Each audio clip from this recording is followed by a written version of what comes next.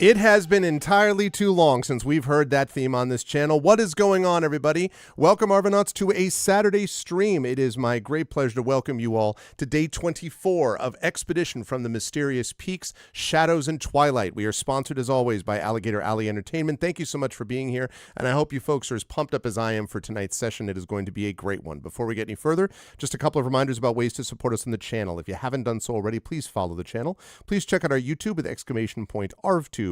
Discord is !ArvCord. Twitter is !ArvTweets. Website, arvaneleron.com. Financially, and also !ArvSky for the blue sky as well. !ArvShop is the merchandise area where you can get stuff, swag relating to many of the campaigns in this channel, including coming soon, TM, swag relating to this particular campaign too. So you'll want to check in on that. !ArvTreon is the Patreon, really trying to build that number up into triple digits again. That is kind of the financial backbone of the channel, and it really does make a difference if you are able to support us over there. And you can get some amazing stuff for yourself, including inspirations to help our players. So please consider joining us over there. Please also consider subbing to us on our channel here on Twitch, because that gives you those custom sub badges and emotes to use here, there, and everywhere across Twitch, and also gives you those custom sub badges and things. Sorry, it gives you the inspirations, is what I was going to say, as well to support the various players. Icarus is my graphic novel from Athos Arts. Library is my Tales and Tomes, The Forbidden Library. That's my 5e adventure and sourcebook from Alligator Alley Entertainment, which is also the sponsor of this campaign. And speaking of Alligator Alley, if you type in Greyshade, not only can you currently get the Greyshade and Renegade books from Athos Arts, the first two parts of my Grey Assassin trilogy, and also get the audiobook of Greyshade from our very own Trent Sparks, but you can also pre-order the tabletop role-playing game of Greyshade, which will be out late this year. That is going to come to you from designer Brandon O'Brien and from the amazing and awesome people at Alligator Alley Entertainment. And you can also pre-order the final book in the Grey Assassin trilogy, Heretic, which I am working through as we speak, and will have completed and back off to my editor, and then we'll have a couple of other runs through it, but it will be out by the summer as originally scheduled. So we're looking good there. Yes, please consider checking that at Greyshade. And as always, BLM, Black Lives Matter, important to affirm and assert the significance and importance of Black lives. Help Now, the World Health Organization page on suicide prevention. Important to reach out to others when you need help and reach out to others when they need help as well. And Ukraine, Ukraine, to help the people of Ukraine as they fight back against an illegal and illegitimate war with bravery and courage, and send the message we will do so for others in the future. Quick note on schedule: we have Expedition from the Mysterious Peaks today. Then we will be back on Tuesday. I'll be playing the Patreon-fueled Chat Chosen Game of the Month, Californium, which is inspired by Philip K. Dick, so that's going to be cool. And then I'll be playing more of Ghosts of Saltmarsh over on GOG Com's Twitch channel with Pen and Pixels. And then I will be back on Thursday night with more of the unbelievably awesome Final Fantasy VII Rebirth.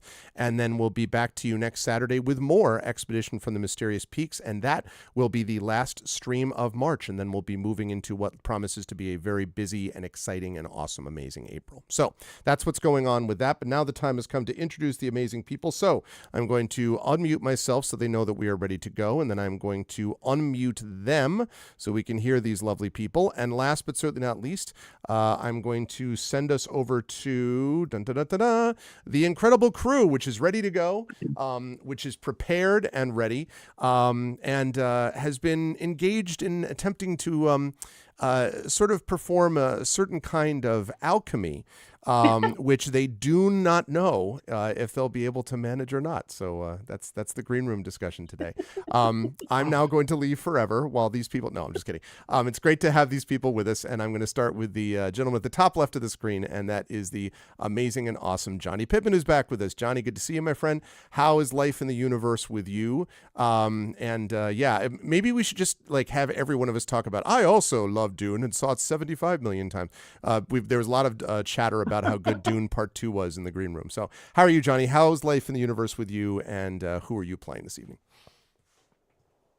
Well, life is better now. I was in New York for a brief period of time trying to help my daughter move, which ended up being a complete disaster. And I have horror stories to tell about New York pest control problems and property management situations. So Ooh. don't ask. I don't want to tell anymore. Oh, boy. I've told the story twice and it's terrible. Oh Um, no. Otherwise, yeah, I've seen Dune a couple of times. I've seen some really great other movies out there a couple of times. It seems like there's a lot of good cinema out right now, and I'm kind of surprised it's March. But otherwise, I'm doing okay. The big plan to move to California, back to California, is about to happen, probably in the middle of April, but there isn't a final date yet, so things have been kind of shifting. And so for now, I will be here hanging out with you guys, playing Titus Littlefoot, a engineer Zach. That's it. That's right. I remember it now. I I wasn't sure what he's a person who does things. Yes. Titus Littlefoot, who has been sort of bearing his soul in a way, discussing things of great importance and measure to him, which has been really great to see. Very excited to have Titus and, of course, to have Johnny back with us. So good to see you, Johnny. Good to see you as well, Toya Kristen Finley back with us as well. Toya, it is good to see you. How is the world and the universe and everything by you as we speak? Also, how is your awesome dog? And also, who are you playing today? Well, my awesome dog. I have two awesome dogs. Thank you. You just I haven't know, seen but the this is- big one because she can't fit in my lap. Listen, I'm only about the ones that I see, okay? That's all Okay. that Well, matters. the little one just started barking as you asked about her. Well, yeah, obviously. Yes. Good taste. Uh, I have only seen the original Dune, which I saw on cable when I was very, very small in the 1980s, and I only remember Sting, Blue Eyes, and the dude who kind of blew up like a balloon. Like that's the lasting imagery I have from that. Mm-hmm. And probably that Tremors stole from that idea. Anyway, I just came back from GDC, so I'm not quite sure how things are in my neighborhood, but GDC was a good time, as it always is. Good. And I am playing Nals Darkly, or Nalik, who is a human bard who does things. Is a human bard who does things. Yes, and they're going to be doing even more things coming up.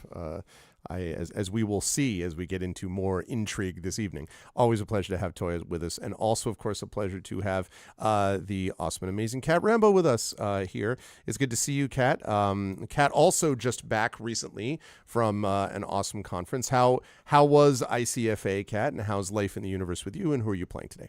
It was amazing. I got so much time hanging with other writers and some of my very favorite people, and then I left the 85-degree weather and came back to snow. So that was sad. Sigh. And that's very sad. But I just did BookCon here in South Bend with my nephew today, which was super cool. Anyway, I am running Fob, a lizard folk rogue with many knives and an occasionally ferocious bite. Yes, indeed. Yeah, always like clutch ferocious. I feel like just at the right times, Fob's bite is powerful. Always a pleasure to have Kat with us. And last but certainly not least, always good to have the amazing Zach Clay with us as well, the busiest man in showbiz. There's a lot going on for Zach lately, but all well-deserved and all awesomeness. How you doing, Zach? How's life in the universe with you? Zach was the first one who brought up the greatness of Dune 2 is the greatest thing of all time type of thing. So that the conversation began there. So yeah, Zach, Dune 2, amazing. As amazing as the character you play tonight, I think not. Who is that character? And so on. And how's life in the universe on your neck of the woods? Life in the universe in my neck of the woods is great.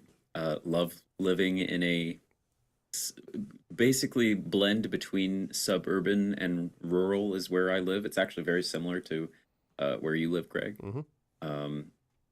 Nice being able to take walks and not, have to get run over by cars or walk by gas stations or other stuff.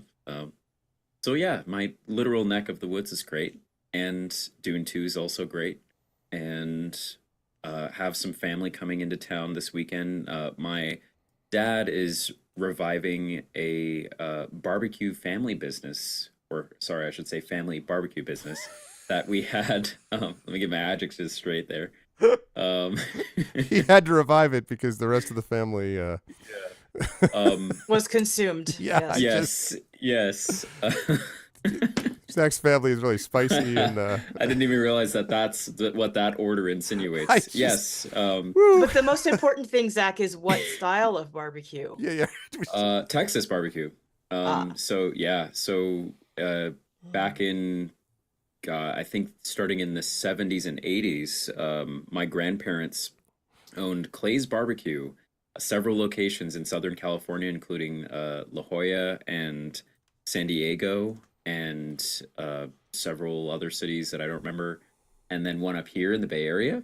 But we haven't had the restaurants in a while, but we're bottling the original sauce again, as well as all the seasonings and original recipes, and pulling up old clips of my grandparents with their restaurant featured in, the San Diego Chronicle and like all this stuff. And so today was the launch of that website. I'll put it in chat as we end, probably. Yeah. In case you guys want to buy some barbecue sauce or seasonings, we put this truffle garlic salt on like everything we eat, and it's absolutely amazing.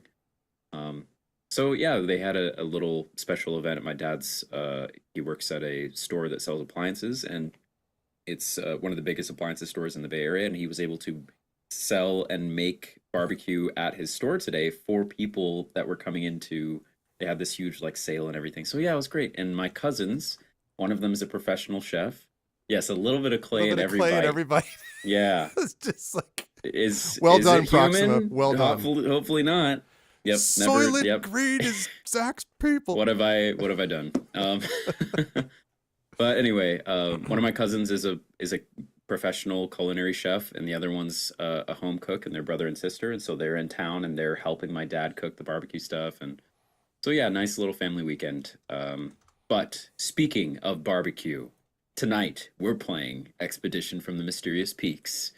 What does that have to do with barbecue? I was waiting. Watch the episode to find out. Just you wait. Now I have to like work in sauce. I am playing. Yes, I'm playing Dr. Keldon Jaraxis. Man, I need to have my vocal warm up. Apparently, Cybermancer Dendis also said that in the backwards order. I'm gonna start speaking Pig Latin, guys. But yeah, I'm here. I'm excited. Let's do it. Awesome.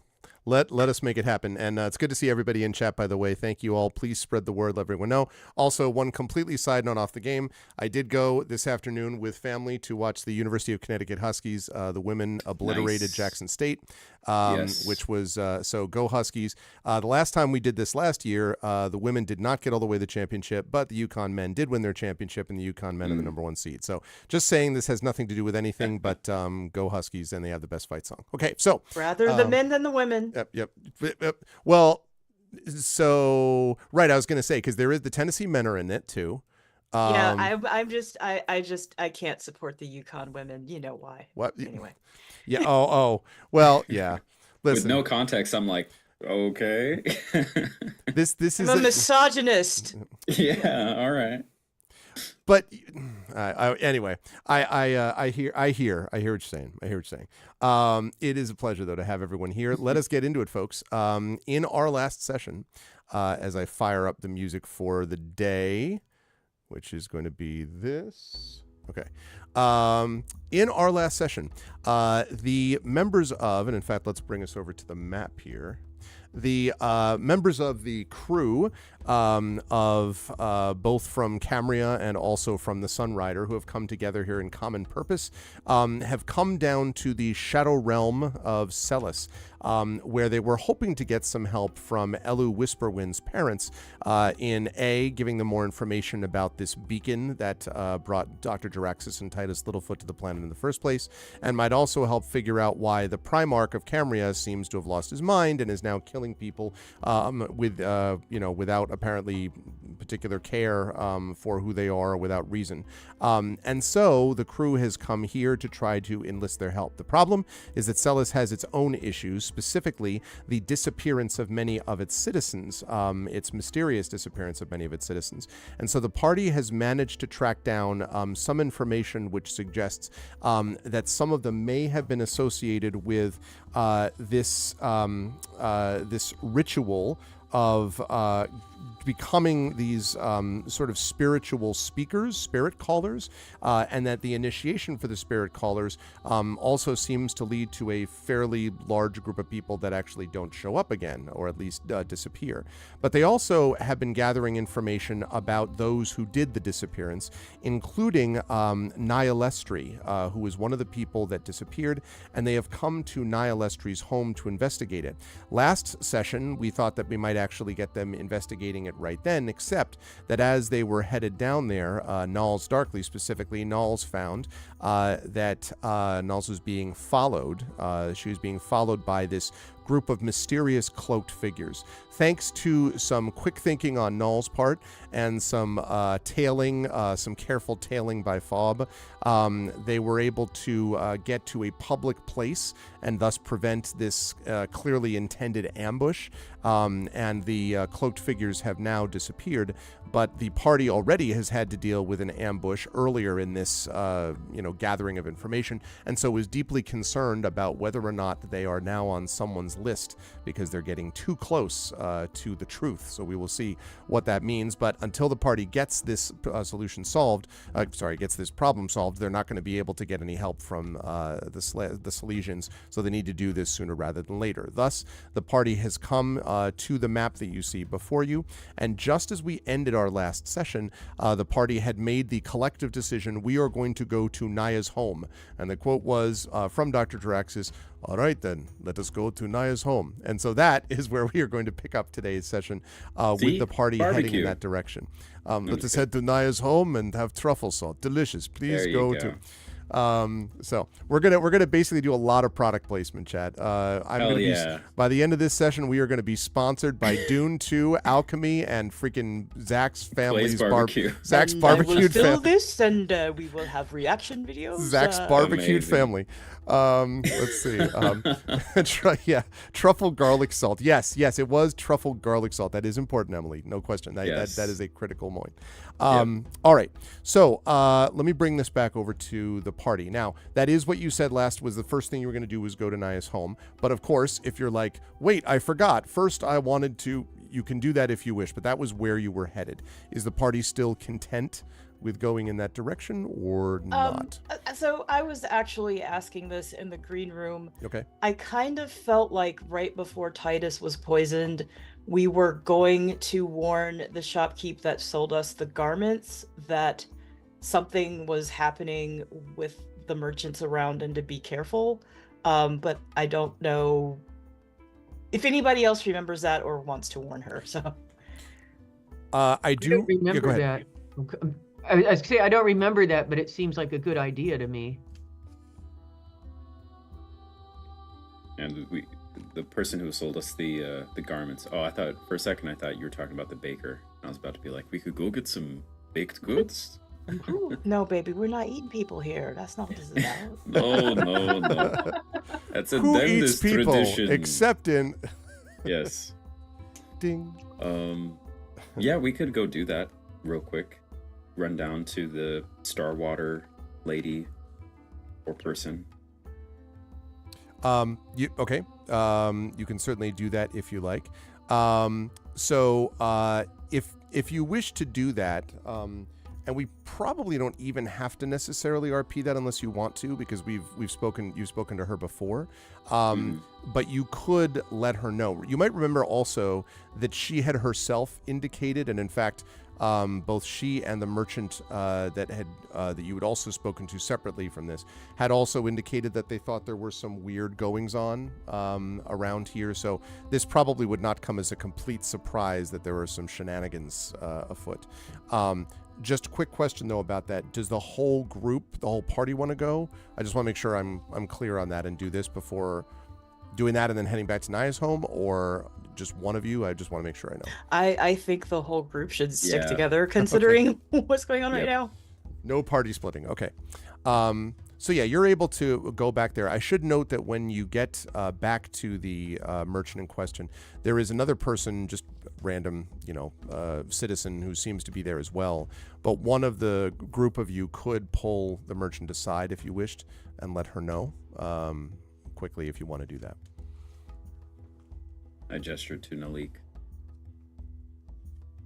Okay, then Malika is going to take her aside and fill her in on everything that's just happened. In fact, what's his name? Nolus? Mm-hmm. Rolus with an R. Rolus. Oh, Okay, sorry. Rolus. Yes. Rolus, the merchant who disappeared, and also that, there was an assassination attempt on us with the coin. And, because she's already sensed that something is wrong, I'm just giving her very specific details on the wrong. Okay. Yes, and this is the one who sold you the star crystals, right? So this is Varellin. And Varellin thanks you after you've told her this. And well, wait. So there's two separate people. There's Varellin who did the star crystal thing with Titus. Yep. There was then a seamstress that we bought. Oh, this is the Starwater seamstress that you're. fabrics from. Oh, I'm Yes, sorry. that's You're what talking to the the seamstress. seamstress, Okay. sorry. Varellin was the one who told us about Rolus, who was a merchant that disappeared Yep. before. Yep. I think I may not have even named the seamstress, which is why. Yeah, I think that's you did. why. I think Varellin also witnessed Titus being poisoned, if I remember correctly. I don't remember. Yeah. I believe she did. Yeah. So okay. So yeah, the seamstress. That was why I was like, what about the seamstress? But right, she didn't. She did not give her name. So yeah. So the seamstress then does thank you. Does thank you for the information, and sort of quietly informs you that there were several cloaked figures that passed through this kind of main drag, that large circle there that you can see with all of the different stands and stuff like that, that there were several that had passed through there from the southern spur that is where Naya's home is, heading north quickly out of the area. And that, according to her, they ended up leaving out this way. And this, sorry, I take that back. This way, I'm sorry. And this way, of course, is the way that you would go if you were going to head down, here towards the main city of Celis. So she had seen and sort of taken note of the fact that they came out looking, sort of just hurriedly moving up to the north, and then immediately went down this way. So. And you sure they haven't passed back through here? Not since I have been here.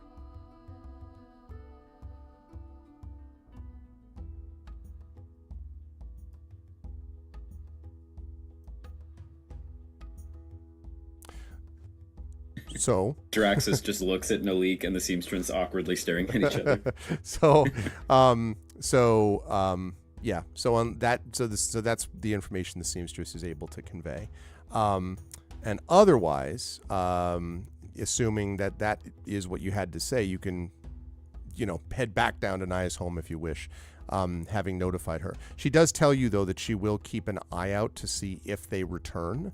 And she will definitely keep that in mind because obviously this is of concern to her as well. So she will keep an eye out, she says. We're headed to see about someone else who disappeared. Can you give us a signal if trouble's afoot? And she says, I will do what I can, but I would have to depart my stand to do it.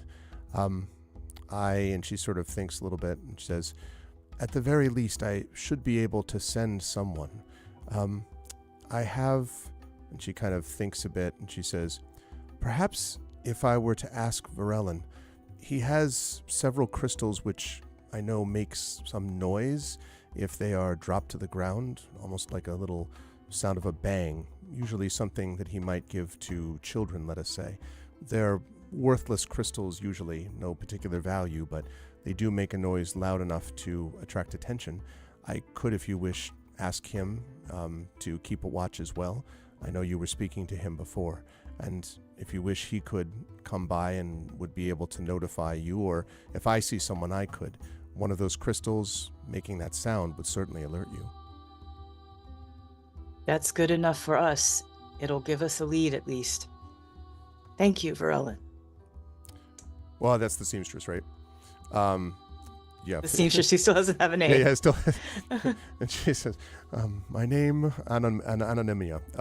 So she nods and returns to her customer. All right, I'll put down Nimia for sure. There you go. Okay.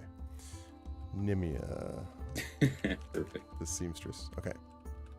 Great. All right. So, okay. When you head back down then to having done the alert that you wish to do, when you head back down to Naya's home, remember that it is down here, basically in this region, and it is above this bakery, which Nulls you know quite well now. And there is a winding outside stairway that leads up to her door. You do not see the cloaked figures that you saw previously. There does not seem to be anyone else now waiting in the alleyways. And if you climb up the stairs to where her apartment is, you discover when you get there that the door to her apartment is locked. Fob, you good with locks? If you would like this to be unlocked, it can be unlocked, I'm certain. Yeah, but let's make sure this ain't booby trap first. I will take a look for traps. Let's then... do an investigation check for that All right. and see what we get.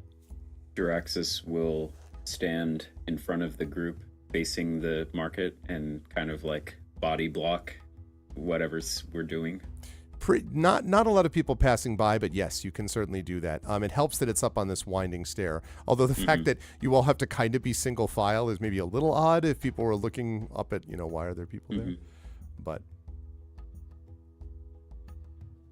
I rolled a 13, but it's not showing up on. Yeah, I don't Let me see it yet. Let me click around and see if I can. Might be because it's the extension that connects D&D Beyond and Roll20, so maybe it's when you had to like reopen Roll20 or something. Oh, there you go. That's me. I was looking to see if it was working. It is. Let me try one more time.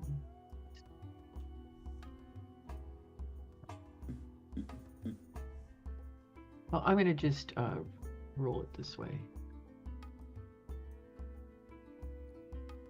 Okay. The detect traps. There we go. 15? Yes. Yeah, you don't think so. And this seems like you'll need to make a check to unlock it, but this looks like a pretty simple lock as well, Fob. One thing to note, it looks like this door has been, if you had to guess, either relocked or redone, or something has been rebuilt about it recently. Again, no traps here, but it's almost as if something has been relatively recently redone about this door. As if the mechanism, like a sort of a new mechanism has been installed or something like that. Like the lock has been replaced, or Possibly. the lock has been augmented? Or no, that it would more likely that it would have been replaced. That the handle, in fact the whole thing, the handle, the opening mechanism, and the lock all look newer than the door itself. I report this to my friends in case they have opinions on it, but otherwise I'm going to go ahead and unlock it. Okay.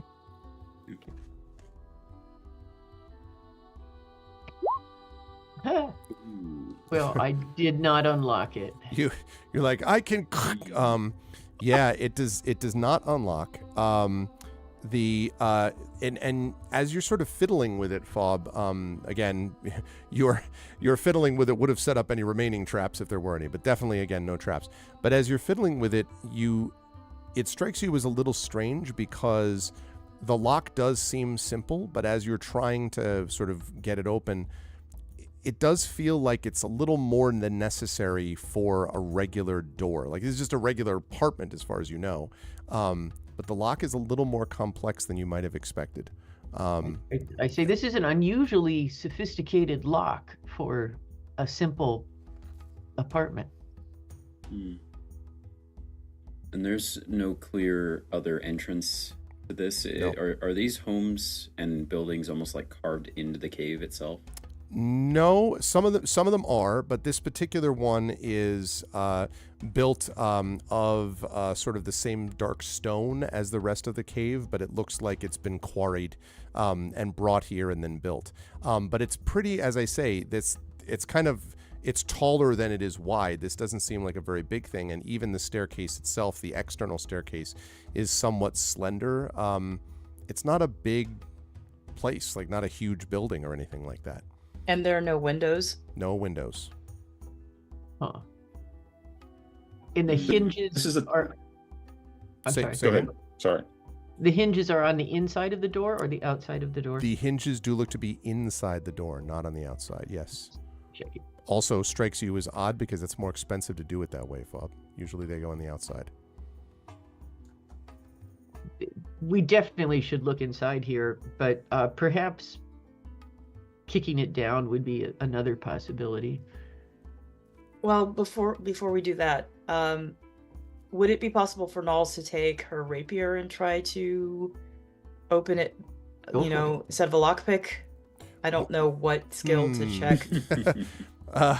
Move away with your paltry tools. Swashbuckle the lock. No, I get it. You could try to just sort of, pick the lock yourself using dexterity on this, Knowles. You could basically borrow Fob's tools. You're not Okay. proficient in it, so you don't get the benefits that Fob does, but you can still try to do it. Yeah. So I'm not using my dexterity. I'm using one of my other dexterity skills. No, you would be using a dexterity. For you, it would just be a basic dexterity check because you don't have Okay. proficiency in thieves' tools, I don't think. So it would just be the dex check. No. So it just like this where it says saving throws. Just roll that. No, you should be able to have like, I think you just click on just the above dex, that where right? it says Oh, Dex. okay. Yeah. Yep. Well, yeah, but it says saving throws in that little UI thing. So there's STRDEX and then CON. That one. Is that what I'm clicking on? But he's not asking you to roll a saving throw. It's just Uh-huh. you see the abilities from left to right above that. Yes. 14, 14, 14, so on. Yes. You're going to click the +2 for Dex. in All that. right. Okay. Yeah. There you go. 10. So again, you get the sense as you're sort of like working with it, Knowles, you hear several like satisfying and possibly like clicks, but then there's like which does not sound like the right sound. You are not able to open it. Both of you, I should say, both Fob and Knowles, you do feel like you have it in you, or you had it in you. It doesn't seem like this is impregnable, but it's harder than you might have thought. Hmm. Is there a consequence if Fob just continues to try? No, except that it's going basically no, but it's going to take more time. So if you do it again, it's going to be another probably 10 or 15 minutes of kind of fiddling about while you're up on the stairs, which is fine. There's not a lot of people around. I'm just letting you know that would be one of the obvious consequences. I'm going to do so. How about a 23? There you go. Okay. You're like, no, damn it, this way. This time it does, and it may have been also, the sort of the combined effect of everybody working on it. It does finally click into place, and so the door unlocks, which means you're able to open the door inwards, and so you can do that if you wish. I don't want to assume that you did, but it is. unlocked now. Fob does not go first into rooms, so Fob will step aside and let someone else do whatever it is they wish to do. Knowles will also let someone enter first. Jaraxxus will it's his pleasure to go into a room first as he We're all going, makes sure "Got it." make sure he's recording. I'd like as to well, point out, as chat, for the always. visual that all of them are also like jostling on this single file staircase. Like you go first, like up and down. Let me come past, Oh, please, excuse please. me. Okay. Hey, Amanda, again, welcome. Okay, so Jaraxxus, when you go in, you enter what is basically a single room. Tucked under the eaves of this building's roof, this small garret is basically a stone-walled single room with a high ceiling, and there are colorful painted curios that are decorating the shelves along the walls. And near the rear of the room, there is a small ladder near the rear, which leads up to what looks like a platform with a makeshift bed. I should also note that on one other wall, the opposite wall from where all the curios, all the shelves are, is a decent-sized wardrobe as well. And there's also a desk near that ladder, on which are many, many different multicolored bottles with paintbrushes Ooh. sticking out of them. Oh. One thing that Nalls is curious about is if there are like any false bottoms anywhere, or anything that's hidden, or maybe something that's, hidden under the bed. Okay, so where do you want to head, Nalls, to do that? Like, what's your focal point? You said there's a closet, right? Yeah, like a standing wardrobe type of thing. Okay. So, looking through the wardrobe, if there's a door to Narnia or something in the back, or, any boxes that might be under clothes, or Okay. little chests, anything underneath the wardrobe. Okay, so I got you on wardrobe. I will come back to that. Titus, Fob, Draxus, where are you checking in this room? Titus is just still recovering from the poison. Yeah. So he's just kind of like being casual and just taking in the scene without like trying to get himself in even more trouble. I mean, he did touch the coin after all. Mm-hmm. Okay, so he's back there. I also should mention, I believe did Gamork go back? I don't remember if you had Gamork with you or not. I think Gamork is staying with us. Okay, is with you. Yeah. Right. So Gamork is also just, I just almost forgot that Gamork is there standing on the stairs, like coming up his direwolf. Anyway, Gamork himself basically fills up the room. Not quite. Maybe he should stand guard. Well, no. I was saying he could stand guard outside, but then people are just going to see a wolf outside of a building, so. He could stand in the door. Yeah. He definitely would block the door, it. if he does that. Yeah. Okay. So he'll be just inside, I guess. Okay, Titus is hanging tight. So what about Fob and Draxus? Yeah, I will, Draxus. So it pretty much seems like it's a singular room with no other attached rooms or anything, and then this ladder that goes up. Like this artist's garret, it looks like, basically. Okay. Yeah. So yeah, Draxus will start, sort of find footage, like we'll start going around and getting, visuals of every curio and basically like doing a full 360 of the room. Okay. Slowly as everyone else specifically goes to where they go. Okay. Fob, what about you? I'm checking the bed, specifically underneath it. Okay. All right. And Titus, I'm sorry, Titus, you're just hanging back watching, like not picking up anything particular at the moment? I'm just... Titus is just kind of trying to recover, so he's not. He's trying to be more observant than anything else. And if you want a perception roll, I'll be happy to give you one. Okay, no, that's possibly I may need that in a minute. Okay, let's start then with Draxus. Let me start with you. Let me have you do an investigation check for me, please, and then I'll come to Nalls and then Fob. 21. As you're doing your sweep, you notice that on the wall is a flyer for an art show in a park on the shore of Moonshadow Lake. And the reason it catches your eye is that it is presented by the Carios troupe, which is the same troupe that she was part of. And the other thing you notice as you see that is that the painted pieces that are drawn upon this flyer are very similar to the curio designs on the nearby shelves. So essentially there are these three-dimensional statuettes and so forth that have been designed and made, and they look exactly like the painted pieces that you see on this flyer with the Carios troupe. Draxus will then take an interest in is there like a cabinet that these curios are on? Shelves, like a bunch of shelves that are like on the wall. So Draxus will now go up to the shelves and will try to find at least 2 curios that are small enough for him to take with him, possibly. Okay. I think that's easy enough, actually. You can find that almost immediately. A lot of these are small, knick-knacky, type of things that are all sort of different, and again, very, very bright colors, which sort of stands out a bit because of the Twilight, sort of shimmering light that you've been in for a while. I guess the equivalent would be if you've ever been inside an area with a lot of like black light, with sort of like a UV type of thing, and then you come out into the sunshine or something, you're like, oh, like that's what it feels like very, very bright colors in contrast to that. And so you're able to get a couple of these things. I mean, there's many of them that you could get, but 2, as an example, would be 2 what look like sort of small mushrooms, Draxus, like basically like the mushrooms that grow on the shores of the lake, but small and quite finely and articulately detailed.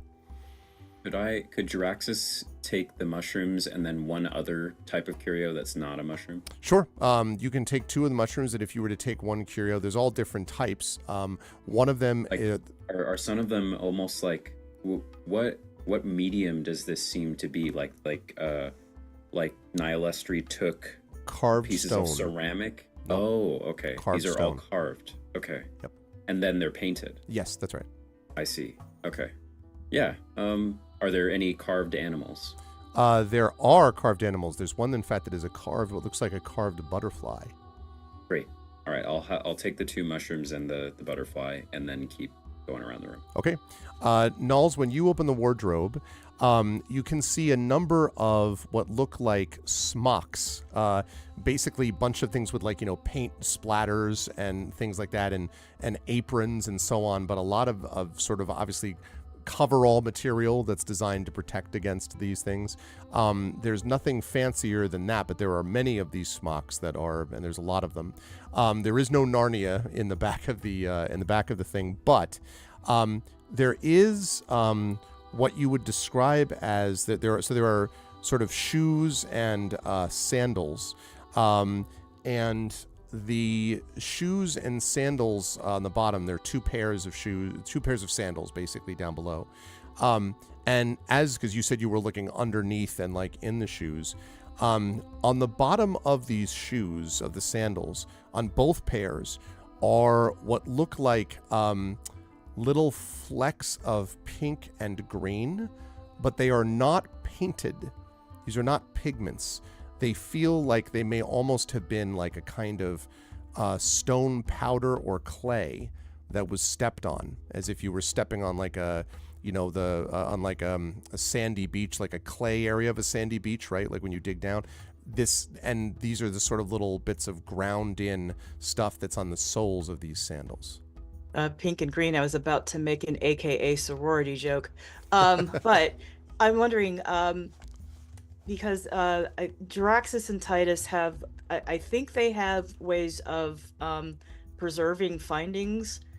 Because one thing that Nulls would want to do is maybe get the flecks of this clay and preserve it so that we can find where this is. Or I don't know, Nulls understands they have this magic-y stuff that can somehow analyze things and figure out stuff about them. So she'll want to preserve this however she can. But you said there are non-open-toed shoes as well, right? No, there are 2 pairs of sandals. They are actually, they are, to be clear, they both are actually closed-toed, but they're not fully covered. So there's like straps over the front of the toes. There's on nothing both hidden of them. there's nothing hidden in the shoes. Not that you can tell, no. Is Nulls picking up anything in the atmosphere here? Do you mean like of a sort of like strange or mystical nature, or Right, something like because that? she's also got the star crystal garment on as well. That's right. Yeah. Not anything that you note from that, although there is a pretty strong smell of paint. Not in the apartment generally, but also even here, there's a kind of mustiness and a little bit of almost a paint dust, when you open the wardrobe in the first place. So this feels like there's a lot of, this has been used quite a bit, you think? Okay, well, so it's not like something has been painted recently. You don't think so? That would be noticeable. Yeah, you don't think so. Okay. So Hey, Greg. Yeah, sure. Can you re-describe the room besides the wardrobe and the curios? I'm sorry, what? Oh, I muted myself. I was talking and I muted myself. Okay, that's okay. I was just gonna call out to Titus and Jiraxis. Titus, if you fill up to it, but also Jiraxis, there appears to be some interesting clay or dust on the bottom of these sandals. Maybe favorite stomping grounds of hers. Can we preserve this so we don't lose it?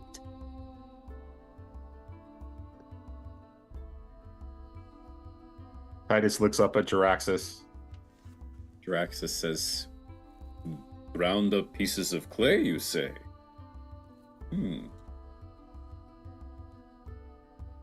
I don't know. I don't have you're more sciencey than I am, Titus.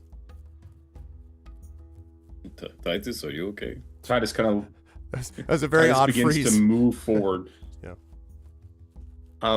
Yeah. Titus begins to move forward to go take a look at the bottom parts of the wardrobe. What I was asking, and I'm gonna loop this into what I was asking while we were sorting this part out. Yep. Can you re-describe the other elements that we haven't already interacted with in the room? So we've interacted with this wardrobe that Titus is about to go take a look at. There was the curios that Jaraxxus just collected from the shelf. What else is in the room again? There's a ladder leading up to the bed, which is where Fob is checking underneath the bed momentarily. There's also a desk right by that ladder on which there are a couple of like what look like, you can't tell, either papers or documents or something, but also pigment jars you would guess, like a lot of these brightly colored bottles with paintbrushes sticking out of them on the desk as well. Okay. I would like you to come back to Titus once everybody else has taken an action, but I'll follow through with this like real quick on the wardrobe thing. Okay, sounds good. So Titus will take a look and collect some samples there of what Knowles is pointing out, and say, "I'm not sure what we can do to help, but I'll do some of that sciencey stuff," and gives a sarcastic look over at Jaraxxus. Okay. Jaraxxus will nod. Question, Titus, how are you, because this is going to have something to do with what you discover as a result of it, how are you preserving these? Like, are you scraping off the bottom of these, or what are you doing to try to preserve these things? There's nothing mechanical I'm looking for as much as sort of the procedure you're using, because it'll have something to do with... Never mind, I just want to know. So, okay. Being an engineer and being a medic, Titus would have various types of things that were sanitary or probably able to like preserve samples just in case for like if I'm trying to sample a poison or something that somebody's eaten to analyze later, that kind of stuff, right? That would be something that could be, either in their equipment or as a part of one of the drones. The drone might be able to like, as a part of the rig, just kind of like go down, sample something in a way that doesn't contaminate, or it has just a minimal amount of contamination. So he would probably use one of his drones to collect a sample and then go with a minimum amount of contamination, given the fact that his hands have been, touching things, including poison. And if you're that's right. And if you're using your rig, is it analyzing while it does this, or just preserving? No, it's just preserving. It will. I would have to take a step to analyze it. Okay, sounds good. All right, so you're able to do that. And as you're doing that, Fob, you are able to head up the ladder to this bed. It is a little ambitious to call this thing a bed. It is basically a mattress on a platform which has clearly been built in the fine tradition of artists' lofts throughout time and space to basically... This is clearly DIY and was not designed to be part of the room to begin with. There are wood braces basically underneath it that are on the side, and you can definitely tell that this is not the kind of... You would not have little kids jumping around on a bed like this without it collapsing. Like it's, but it's certainly sturdy enough, of course, to hold your weight. The mattress is just sort of lying flat. One thing that is noticeable about this, though, is that the bed appears to have been made. Again, not that it's much of a bed, but it's a mattress. It's got a sheet and a blanket, and the sheet and the blanket seems smoothed and like, basically covering over the mattress, which again is quite thin and just sitting on the platform above. What is the quality level of the linens? really pretty rough cloth, not quite canvas, but it's pretty rough cotton. Like if that, like it's not very. It's some rustic sheets. Let's put it that way. Okay. So Fob is going to do two things. And Okay. one is the bed is coming unmade because Fob's going to search it Okay. really thoroughly. But Okay. during all of this, Fob is a little unnerved by the curios. And you can see Fob periodically just looking back as though to make sure that the curios are not watching Fob. Okay. Now, if those eyes are shifting, Greg, Fob is going to notice. I know, right? You look back once and realize that 2 of the mushrooms have disappeared. You're like, wait, ah! And Jiraxis is looking at you suspiciously. No. So, okay. So let me have you, as you're sort of looking through the bed, let me have you make an investigation check, please, for me. Oh, that's a big 7. You're like, the bed, as you're sort of looking through, there's definitely nothing. I mean, the mattress is too thin to have anything inside it. I mean, other than barely enough, stuffing or whatever to kind of be vaguely softer than the floor would have been. And one thing you can tell for sure, although the sheets are relatively speaking clean, and again have been smoothed over, they also are like well used. Like these are older sheets. This is not brand new. Okay. And so they have seen some use over the years. Also, the bed itself and the platform is slightly tilted towards the floor. And you think that maybe as you're sort of looking through the bed and you hear these kind of ominous like creaking from the braces, that the thing may actually have slightly tilted over time towards the braces. You don't know how sturdy they would be. One thing you can say is that what I was going to say is that there are these slats, these wooden slats underneath the bed that hold it up on top of this platform. And between the slats, you don't find anything in particular of value, but it clearly from the sort of, it seems like it's been a while since anyone has tried to move the mattress itself. Okay. Sheets, Okay. yeah, but like the mattress, not so much. Okay. I will gingerly descend. Okay. Titus, that means I come back to you because you had said you wanted me to check back with you when folks had done their other specific searches so far. So as Titus was doing the sample, he was still really paying attention to what Fob was doing, taking in what all the other characters were doing. And he would like to deduce or try to get a sense of 2 facts. One seems a little bit more basic and one seems a little bit more challenging. The basic fact that he wants to try to figure out is there anything in this room of value or anything that we've discovered based on what everybody else has done that would warrant a lock and a door, that was so difficult for Fob to initially get into. Right.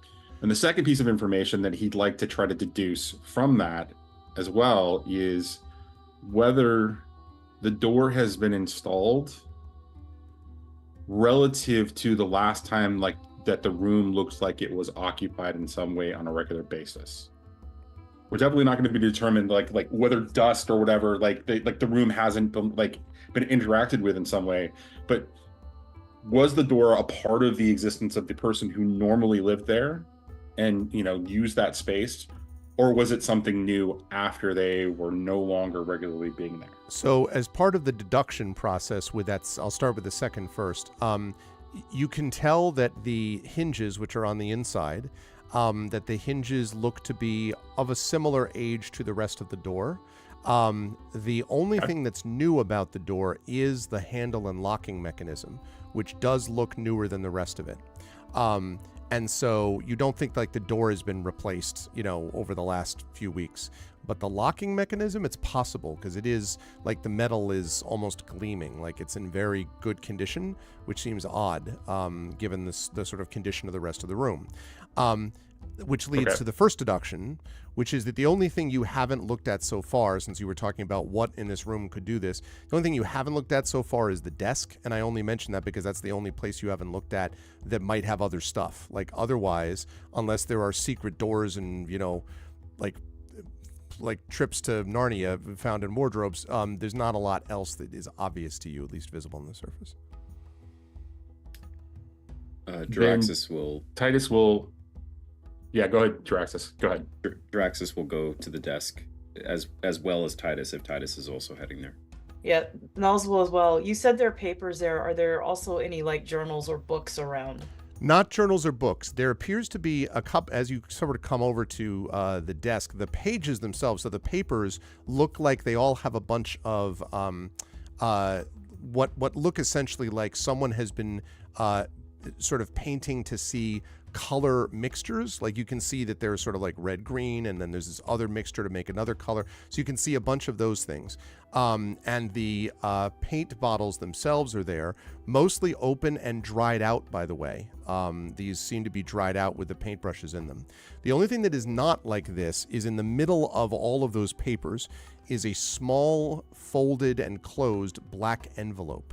And it stands out precisely because it's the only thing that isn't a paper that, you know, has paint attempts on it. I keep wanting to say swatches, but that's not right.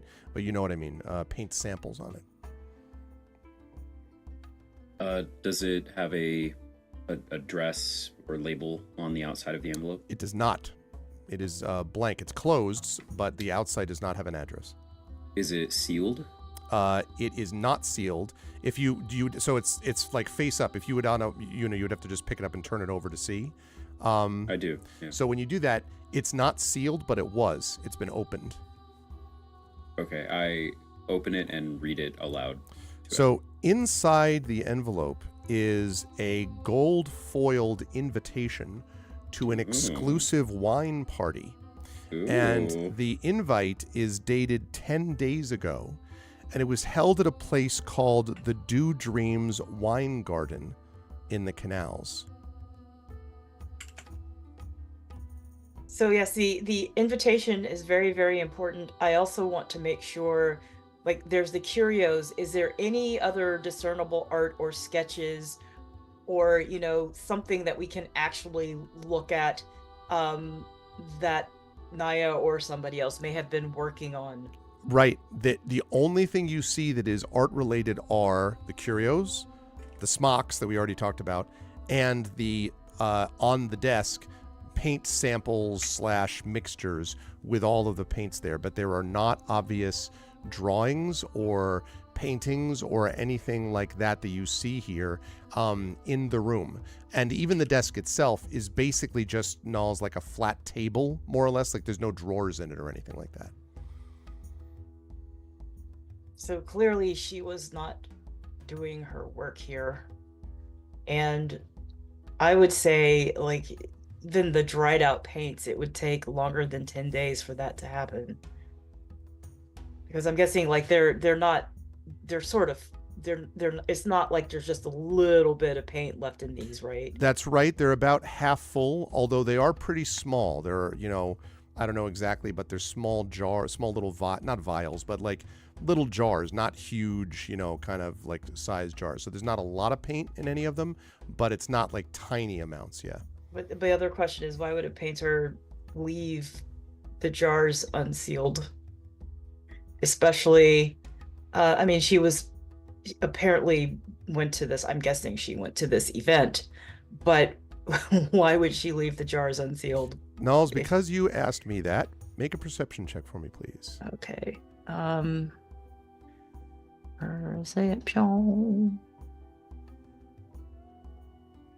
How about a 25? As you look more closely at these jars, you see that as you kind of, something weird about the paintbrushes sort of stands out to you. You pick a couple of them out and you see that the paintbrushes, some of the paintbrushes are from different colored, are different colors than the jars in which they have been placed. In other words, there are, as an example, red paintbrushes in the green jars. There are ochre paintbrushes in the other jars. these feel like they have been put back haphazardly and not in the same jars as they started from. Could somebody besides Naya have been here or even using this apartment? I find it very odd that these brushes are mismatched with their paint. Firaxis will nod. Are there any compartments in the desk? No, it's just a flat table. No drawers, no, it's just like it's really more a table even than a desk. It's flat enough so that you can do work on it, but there's no drawers in it or anything like that. Just four legs leading down from this desk. Decent sized desk, but yeah. Firaxis says, "Well, despite having to piece together what strange things we seem to find here, we have a lead." And I'll hold up the envelope. And we also have one more area to check, and I point at the ladder as well. And just one last question about those smogs. There's nothing out of the ordinary about the smogs. There are no pockets. No pockets. There are no for linings within them. No, there are no pockets. There are on the back of each of the smocks is like a tie, like a thing that allows you to tie it around the back. And the smock also, each of them has like a loop, that goes around the neck basically. But that's it. They are very simple, Knowles. There are, as I say, not even any pockets in them. And they all look about equally used. There's probably 5 or 6 of them, you would guess. I feel like we're missing something.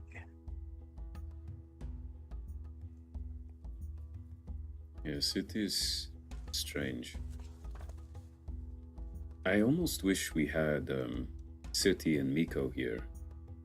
They seem like they would know more about her art history.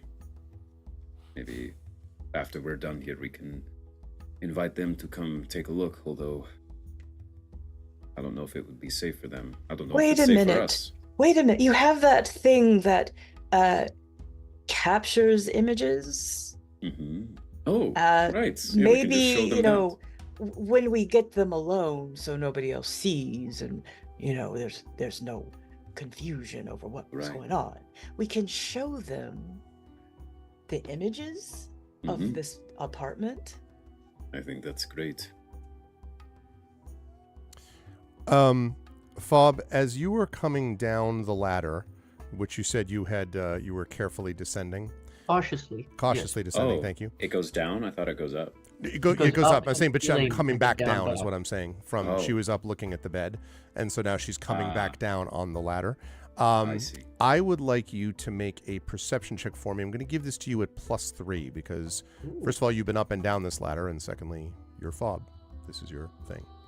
All right. So +3. So Yes. that is.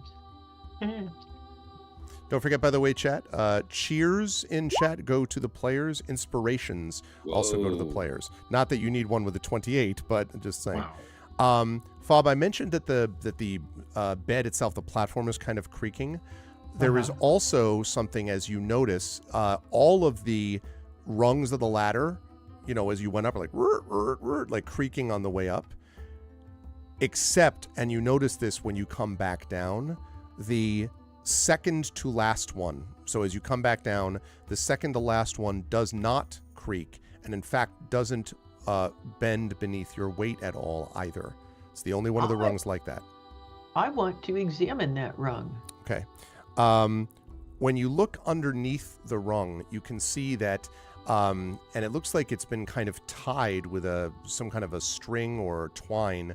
Underneath it is a very small silvery statuette, like a talisman, and it is you can't quite make it out unless you'd have to get it from underneath the rail, which you could do if you want, but you can see that some small, and I mean it's literally as I look for some, it's as big as this, so it's like a very small sort of piece that's just been tied under the rail. So what I would like to do is wrap some of my cloak around my hand and hold it underneath the thing and then cut the string holding it to the rung so Okay. it falls into my hand. Okay, it does that, and it falls like just sort of think it's a little more heavy than you might have expected, slightly, Fob. Now you can see as you pull it free, as you take it out into the light, that it is a statuette of a woman's head with flowing hair filled with flowers. And, very, very pretty, very exquisitely detailed. Frankly, more expensive than just about everything else you've seen in this apartment put together. But very, very sort of exquisitely made. And as I said, made out of silver. And I think I will have you, well, no, I'm not going to have you do anything, actually, at least not yet. But it definitely is striking. I say, Fob has found an incredibly valuable object. And I hold it up. Jaraxxus will come over, ooh, and while you're still holding it, just sort of like use his, ocular vision and zoom in on it and everything. Can, just with my own sight of Nihilestri's carving style, can I sense if this was also carved by her? No, at least it's not the same style at all. Interesting. Okay. Yeah, you hit the Can wrong we tell one. if this was, like manufactured or made by hand by an artist? Well, you don't think it was manufactured. It's pretty likely this was made, and beautifully so. So I'm trying to think of which one of you actually went through this. Actually, Knowles, let me have you make a religion check for me, because you asked me questions, not in this session, a couple sessions ago, that tie into why I'm asking you about this. Once Okay. Fob shows it. So we're looking at 14. Yeah.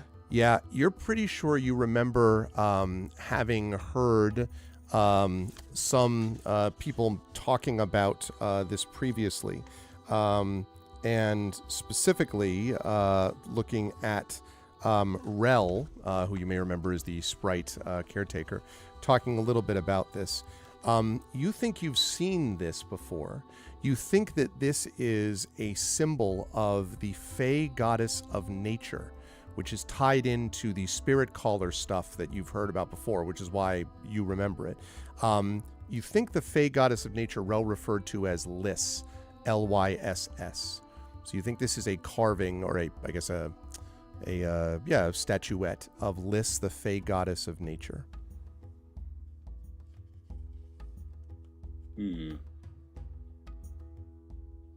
And I don't know anything more about Lyss. I'm guessing that's Lis. You It's said actually Lyss. Lyss. Okay. Can Knowles, can you cast detect magic? Is that one of the things that you can do? Hold on, I think so. What are my spells? No, I have detect thoughts. I don't have detect magic.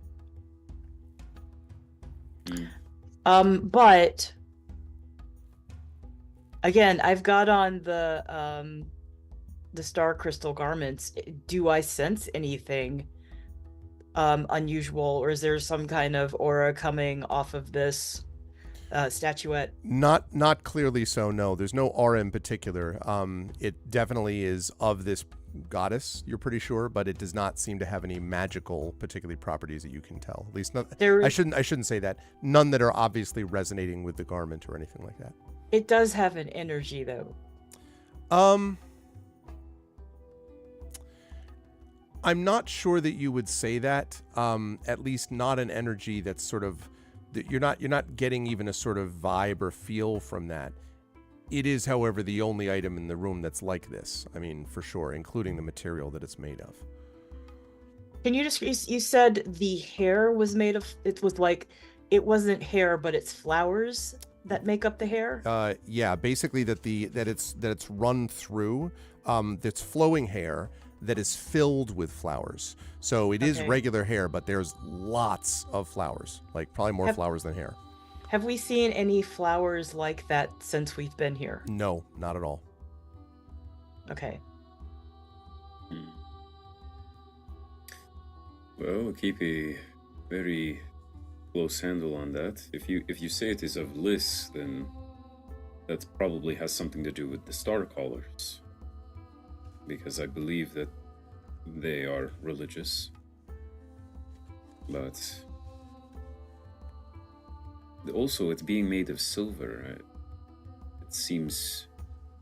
Well, I don't know much about religions, but I suppose if of any material to make a religious symbol out of, silver is a good one. But silver also seems like it could be a component for magic, maybe. Specifically mithril, by the way. Mithril Oh, so- silver. I see. Oh, Even more interesting. Again, worth more than the whole rest of this Yeah. apartment. And this was like hidden under the second rung. Of Yep. it was tied to the bottom of the second rung.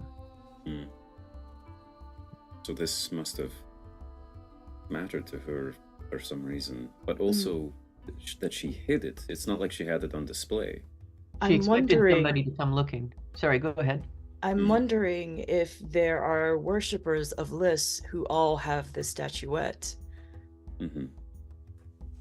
I'm wondering if, for whatever reason, they're in hiding and don't want people to know.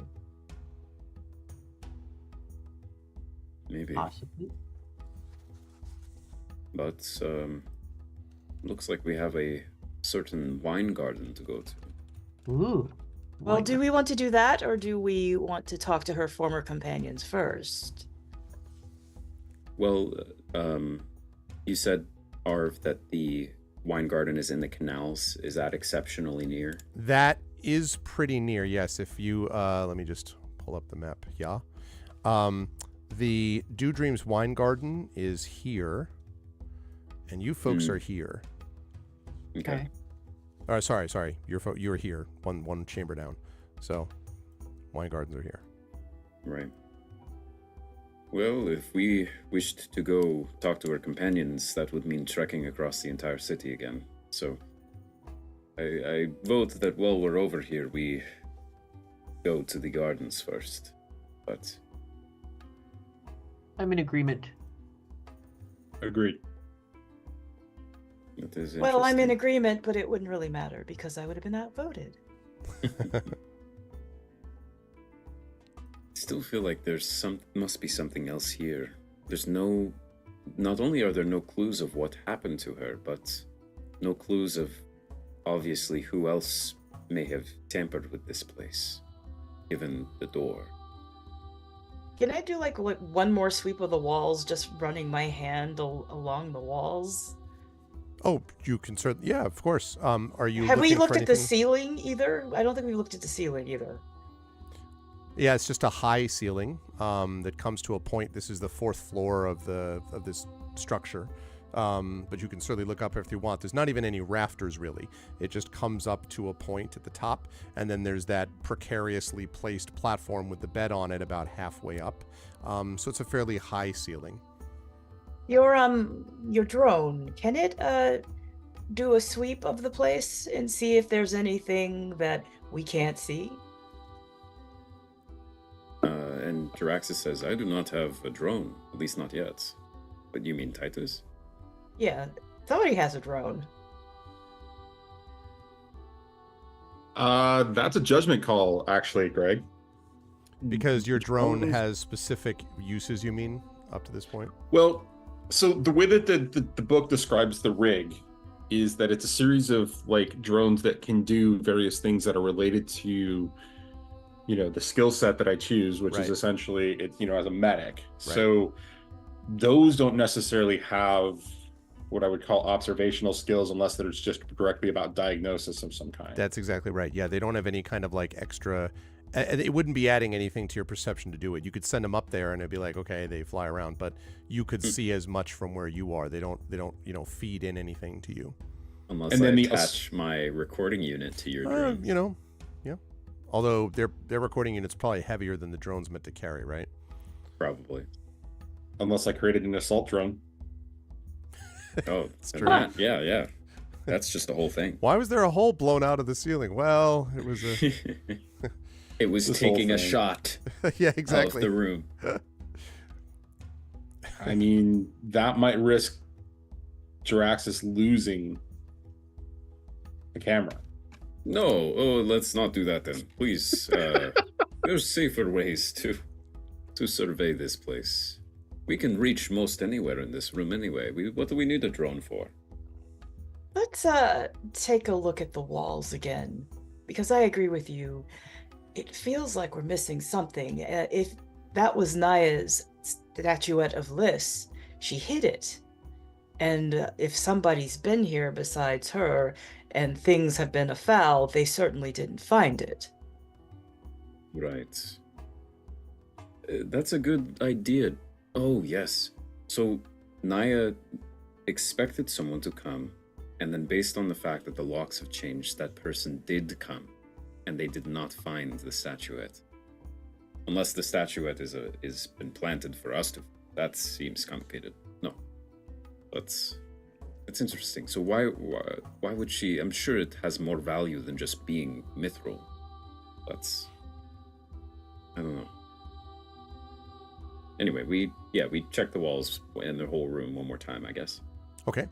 Yeah, you are able to go over basically, I think, some of the same ground. I would say Jaraxxus, I already gave this. I can have, I guess, Nulls and Fob and Titus, if you're doing this, make investigation checks for me. Jaraxxus, you've already kind of done this, so I don't think there's anything to find with another loop. Bob rolled a 7. I'm not finding anything. What'd you roll, Fob? I'm sorry. 17. 17, okay. Yeah, Nulls, definitely a wall. You've seen walls before. This thing is absolutely wall related. And Titus with the 18. Okay, so yeah, as you're looking around, even the shelves themselves are just sort of built into the wall and held with like very simple wooden brackets underneath, and they clearly are not, again, they're all sort of rough. They're not particularly even. I mean, they're certainly even enough to hold curios, but these clearly also were sort of DIY, kind of, made by whoever was living here, presumably. And you don't find anything underneath any of the shelves either. So it feels like there's not a lot of other places that could hide stuff here. Maybe if you were able to, I don't know, get up on the roof and look, but it seems a little silly. Like there's obviously no way to get up to that roof. You couldn't jump to it from the bed or anything like that. And so they're on the walls themselves, just more of these sort of knickknacks, curios and so on. The big notable thing about them is the fact that they have these paints which correspond, roughly speaking, to the paints that you see on the desk one way or the other, that they have been painted.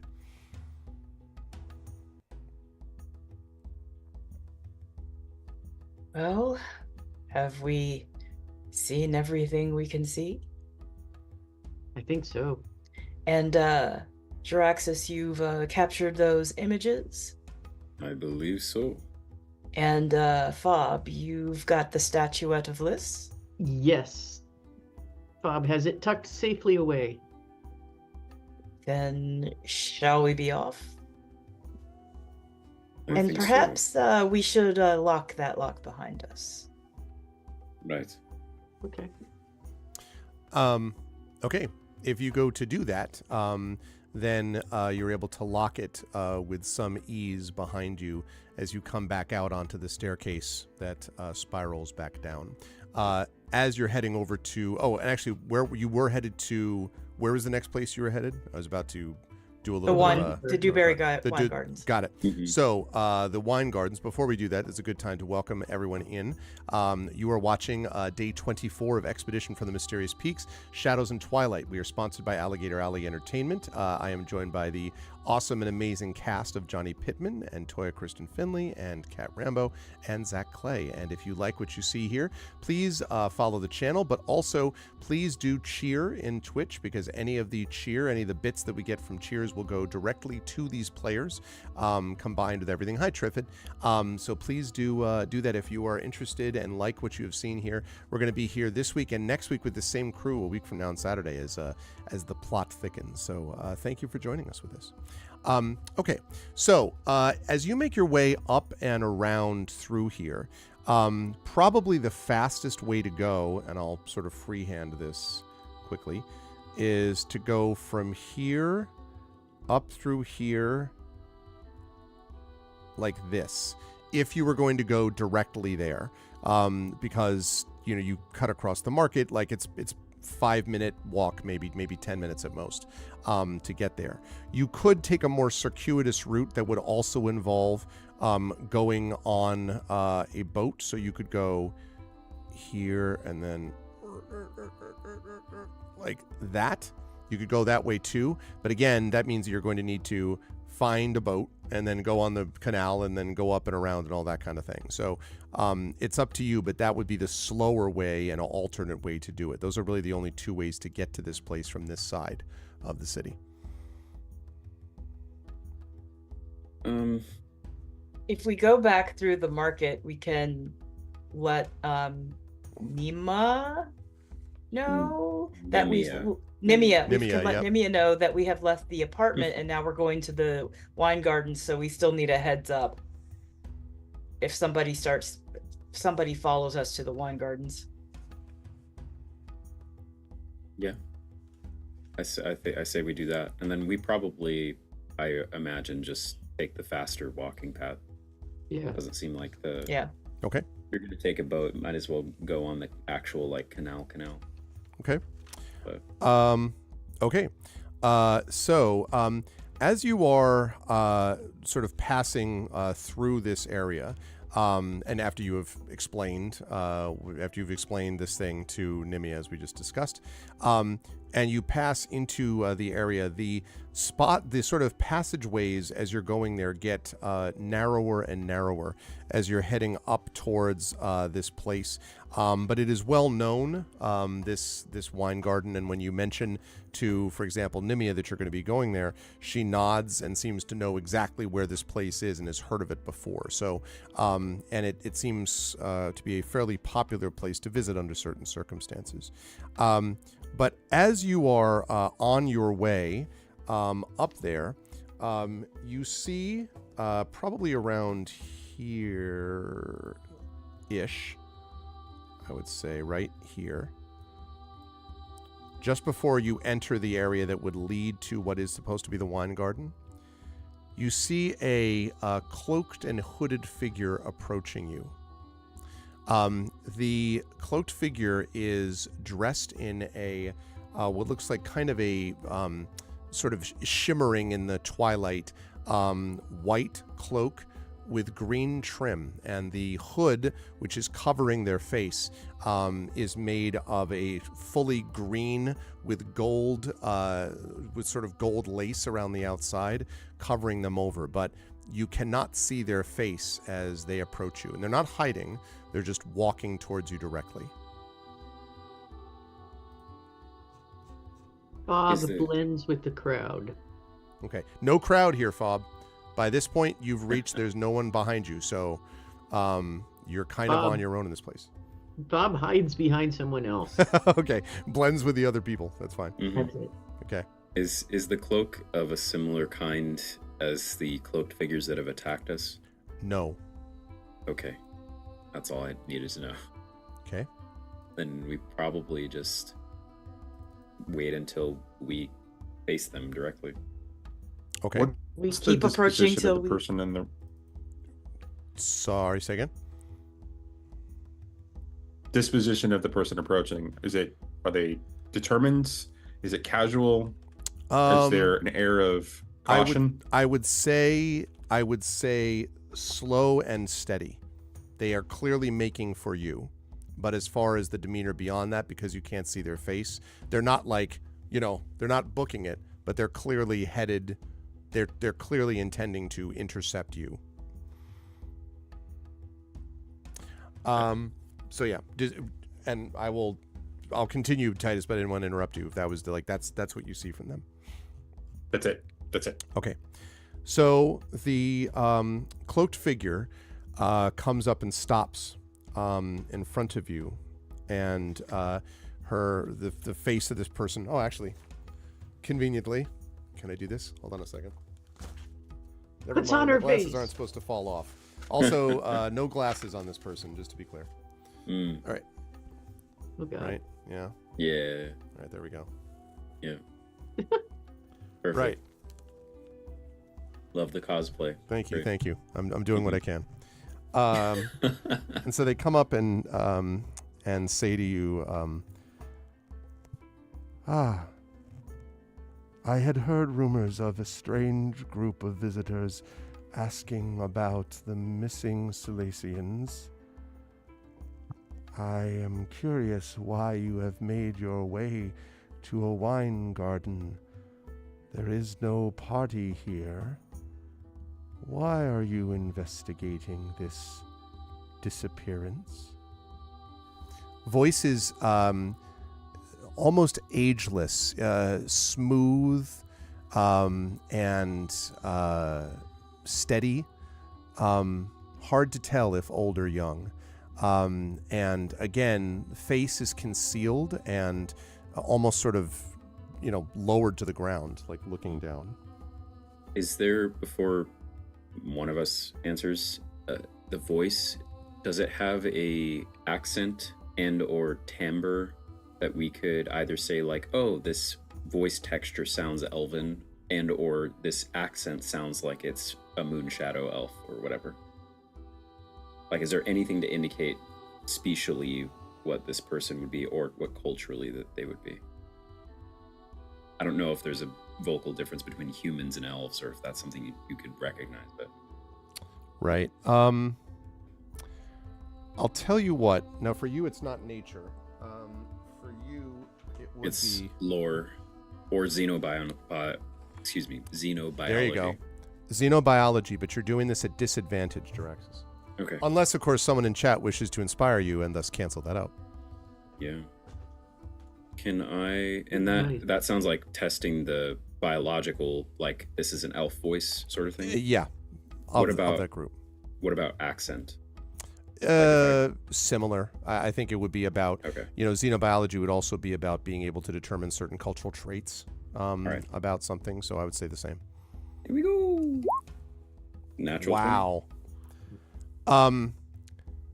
It is exceedingly well and carefully. I don't want to use the term disguised because I don't want to send you down the wrong kind of like rabbit hole. It's exceedingly well. Shrouded. Yeah, or modulated even. Mm-hmm. But it does sound elven, yes. Okay. Oh wait, I said disadvantage, right? Oh, you did. You did. Damn it, I should have said that before you said that. 13. Yeah, I'm just kidding. it's third. I should have done the one there. 13. Okay. I forgot to. That's okay. That's my fault too. I also forgot. I'm not sure that you would have picked up that it was elven with that. Okay. But you would have figured out for sure that it was. Yeah. Something's being hidden. Yeah. True, Triffid, true. Diraxis gives all of you a look where in some situations he has been the sort of boisterous face of the party, but in others he kind of looks at Nalik, and Nalik, for everything that Diraxis lacks, Nalik excels in, and so he just sort of gives a look deferring to how we want to address this person. Hello, good stranger. Well met. You mentioned not party, and also you mentioned people who had disappeared. How did you know that those are things that are concerns to us? I have heard rumors about the city. You are clearly not from Celis, and thus I had information of your arrival. You have not been entirely discreet in your investigations. There's a bit of a halting affect to this person's voice.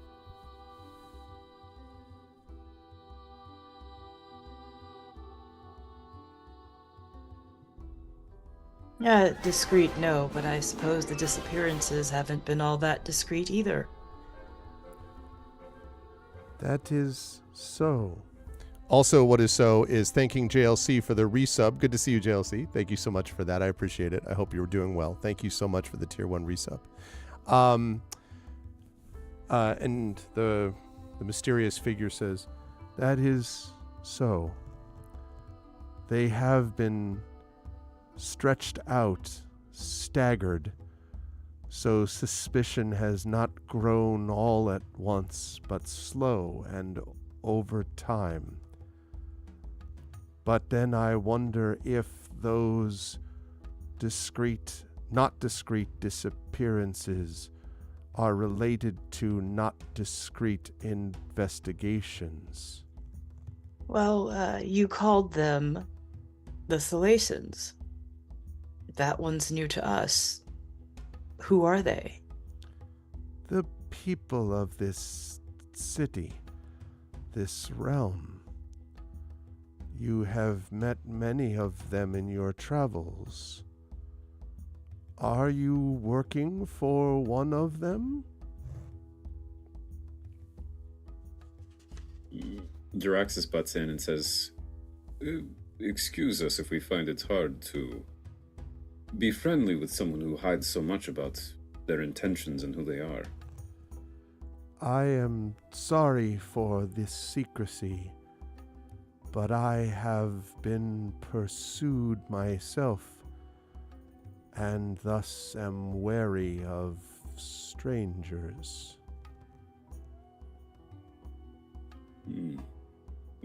What is it that you wish to accomplish regarding these investigations? I could wager that you either wish to stop us from this trail or help us. And which is it?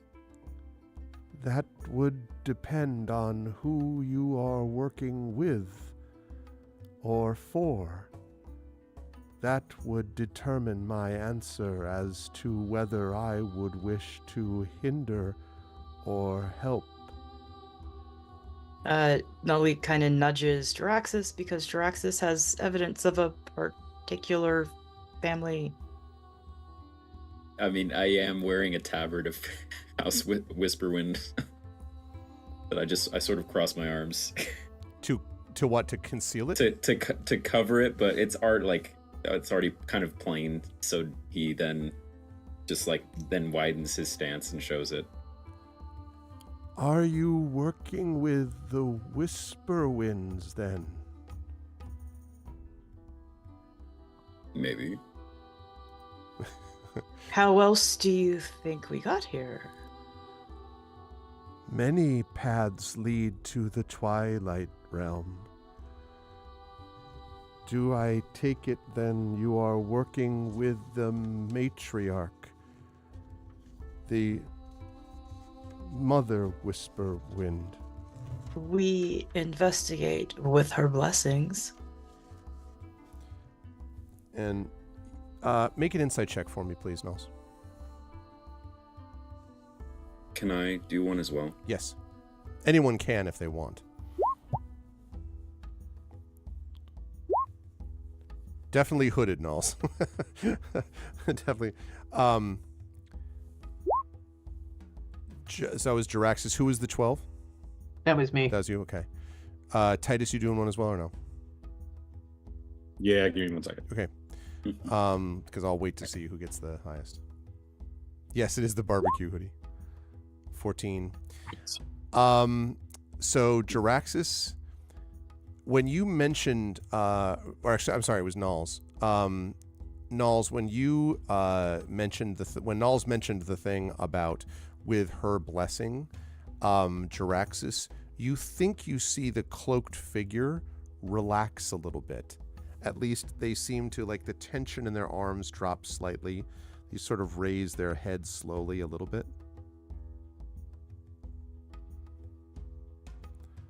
Can Yes. it be true you work with her? Yes, as Nalik said, we work with her blessing. All the Whisperwinds or just her? is out of game.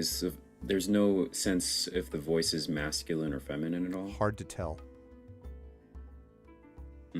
Jiraxis kind of gives a knowing look at the rest of all of you. I don't know if there's probably no way. Yeah, I just give a knowing look like, now asking about multiple Whisperwinds and what have we heard about other Whisperwinds? Well, one of her children has disappeared herself, so we could not be working with her. Also, Jiraxis, don't you have telepathic abilities? I do. Thanks. I can also detect thoughts, but I don't know if I want to poke around such a powerful figure here. Yeah, Jiraxis will. You see his beard tentacles, because that's how it works. Twitch a little bit, and he communicates to the other party members that he suspects maybe this is that lost or estranged sister, or knows about her. But we'll see which they say.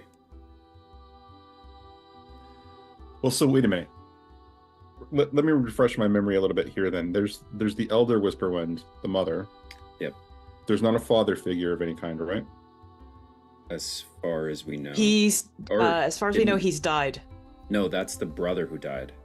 But yes, the brother Son. died, but didn't we also ask I'm forgetting the pixie's name at the moment. Rel? About the Rel about the father as well. Oh, I don't remember that, but that might be. But we yeah, know so that the others- sister also disappeared, but the sense that we got, she is not wrapped up in what Naya and Rollis are involved in. Like, it seems to be separate, but also she seems to be a bit of a black sheep of the family as well. yeah, trying to find And her. Rel was the one who said, "Hey, could you please find her?" As if it's like the rest of the family isn't as concerned about what's happened to her. Yes, found her name. Mavra is the estranged sister who may have also gone missing. So, we'll see. Can we make an insights check specifically, or an investigation check or something, xenobiology, however you want to think about this? If there's any similarity between the speech pattern, the tone, timbre, whatever, about this particular character and the other two Whisperwinds that we are familiar with? Yes. Let's say, I'll say xenobiology for that. I'm also doing this at, disadvantage, just because I see what you're getting at, but... Yeah, I wasn't going to get it anyways. Yeah, I mean, it's hard to tell. This is obviously this is being well disguised, if it is being disguised. Yeah, Jiraxis will say, we are, yes, we're working with all of the Whisperwinds that are around and that are alive. And if you know of our investigations and you know that we are concerned for what's happening to the Twilight Elves here, is there something we should know about the Whisperwinds? Not all are friendly to the Whisperwinds. Would you oppose the Whisperwinds' enemies if you found them?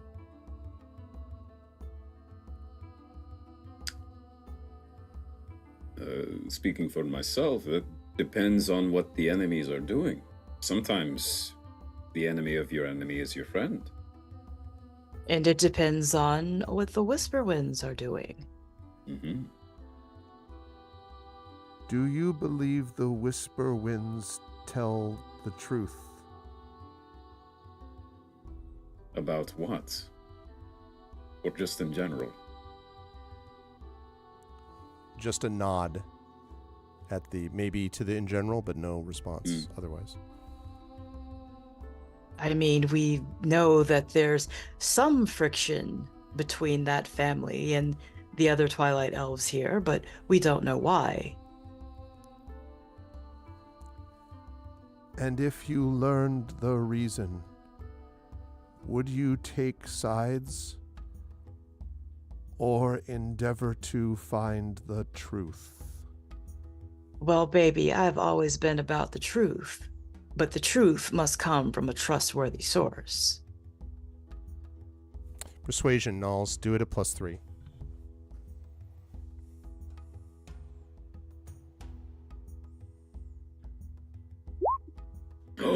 Dang. Wow. That looks like a crit hit. Is that +4? So we're talking natural 20? Yes. The person pauses and then says, voice completely changed, and it is enough. On screen, you will see what happens when she pulls back her hood. Oh. You see what is clearly a Twilight elf with white hair, but you also see, and in fact you see it so strongly that you almost have to do a double take, a striking resemblance to Elu. It's not Elu Whisperwind, but it sure looks like her. And she has this almost sort of sad look a little bit on her face, or a sad expression. And she says, I am sorry to have had to deceive you in this way, but I have been pursued by sleeper agents for some time now, and I must be careful to whom I reveal myself. I am Mavra Whisperwind. I have been seeking out what has happened to the people of Celis, and I have done so disconnected from my family. I do not want them hurt. I heard, though, that Elu had returned, and that she had brought some with her. Since that time, I have been tracing your steps. We thank you for being so honest and trusting of us, Mavra. I can tell you that you are deeply in Rel's thoughts. Rel, I am sorry. I could not explain to her what had happened. If I were to tell her, Rel is not always the most secretive. She looks a little uncomfortable now. Mavra does at this. She does like to talk. That is true, and the trees have ears, as you might have noticed. I want to note, by the way, how startling the change in her voice is. There's a slight hesitation occasionally, once in a while, that seems like just part of her usual speech pattern, but it's as if you took what you were just listening, what you have now, and turned it to 11 and like dropped the pitch 2 spots. Like it almost seems like magically configured in some way. I was about to say auto-tuned, but no. But it almost seems like it's magically configured in some way. Her voice seems totally different except for that. Proxima, your search for barbecue discounts is over. Nice. I'd like Proxima's been on a roll the entire night. Very nice, Proxima. Very nice. Very nice. But she says, yes, I wish I could have said more to Rel. But I know that you, like me, have been investigating these disappearances. I think this is a bigger deal than the Primarch wishes to suggest, and I am limited in what I can do, because, obviously, I am evidently a Whisperwind. And what's more, I have connections on a religious plane as well. I am a shaman, one of the spirit callers, and some of my investigation has led me through there, and to here, where you have ended up also. And where exactly have you been hiding yourself, in another plane? Because the trees certainly haven't been able to locate you. Or the trees have not decided to tell you. And she gives a slight smile, and she says, they are my friends, and they have been now for many decades. It is not that they have lied to you, it's that they have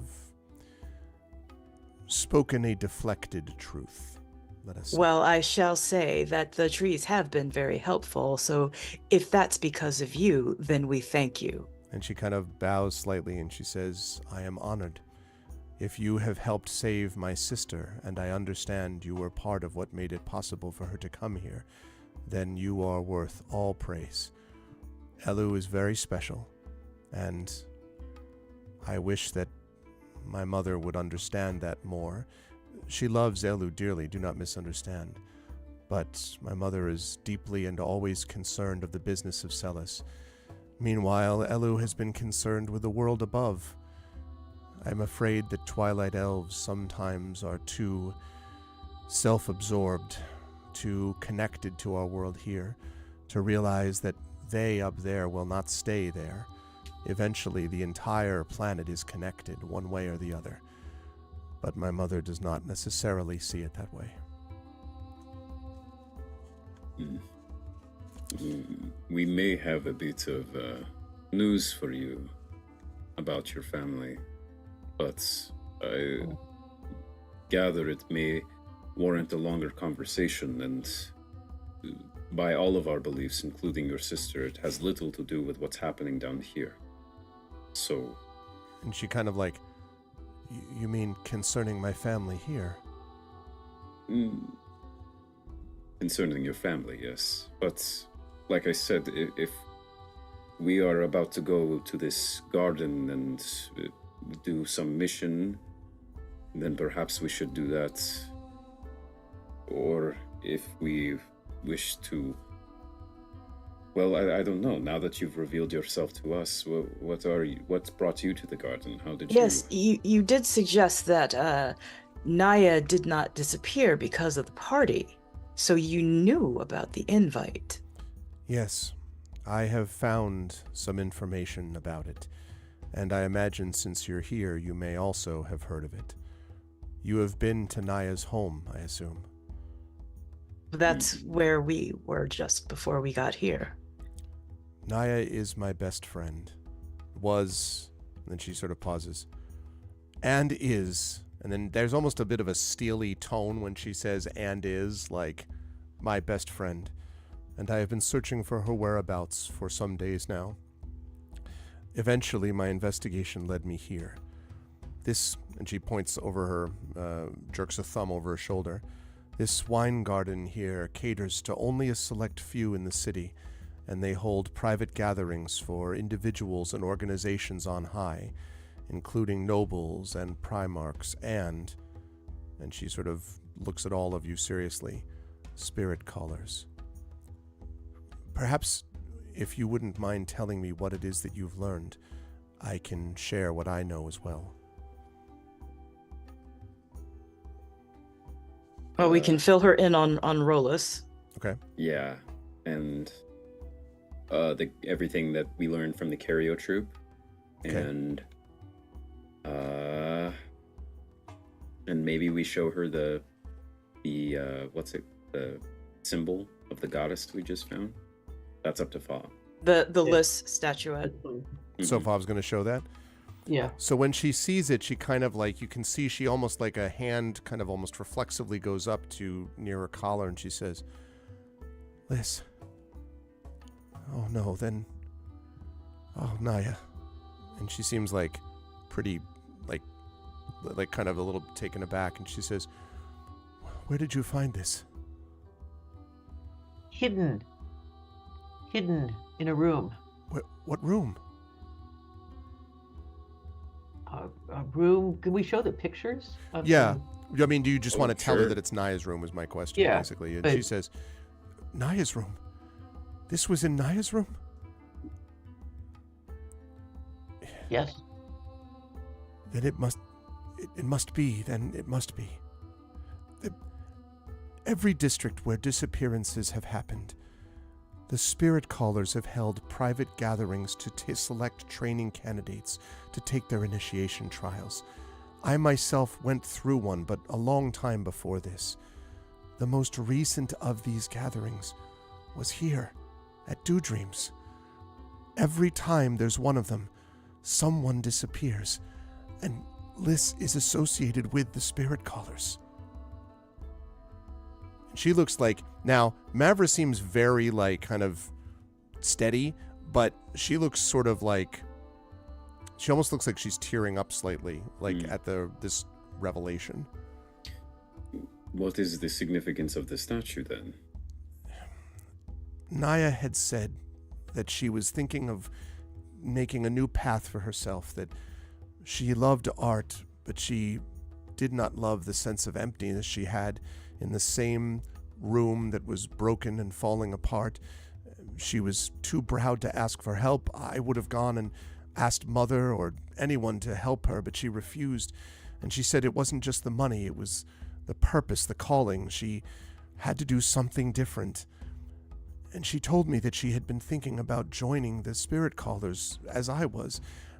I told her I wasn't sure if it was a good idea. She, of course, is thoughtful and connected with the world, but her art is beautiful, and that too is a connection to the goddess and the gods around us. But she said she needed something more than that she wanted my comfort, my sense of calm. And she said that perhaps she could get that with the Spirit Callers. Then she didn't talk to me about it anymore. But this tells me that she was planning to do this, perhaps that she was intending to do it, to try to join them. You said that there are initiation trials, and if there are initiation trials, then there are someone or someone's leading those trials. Do you know who's in authority of the Spirit Callers? That is a somewhat complex question. There is someone there whose name is Cheyenne. He is a peer of mine, but he's been at it longer than I have. He, on one level, would be considered the one that would manage some of these trials, but he is not the true power. The mentor among us is a woman named Ostrika. She is wisest of all of us, and has, some people say, direct connection with the spirits beyond. But I have not seen anything to indicate concerns from her, but she is the head of our order. And just in case anyone's curious, the first one that she mentioned, that was Shaenan, Cheyenne.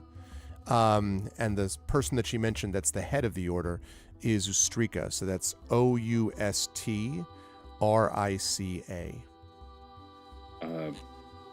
Draxus says, we spoke to the constable.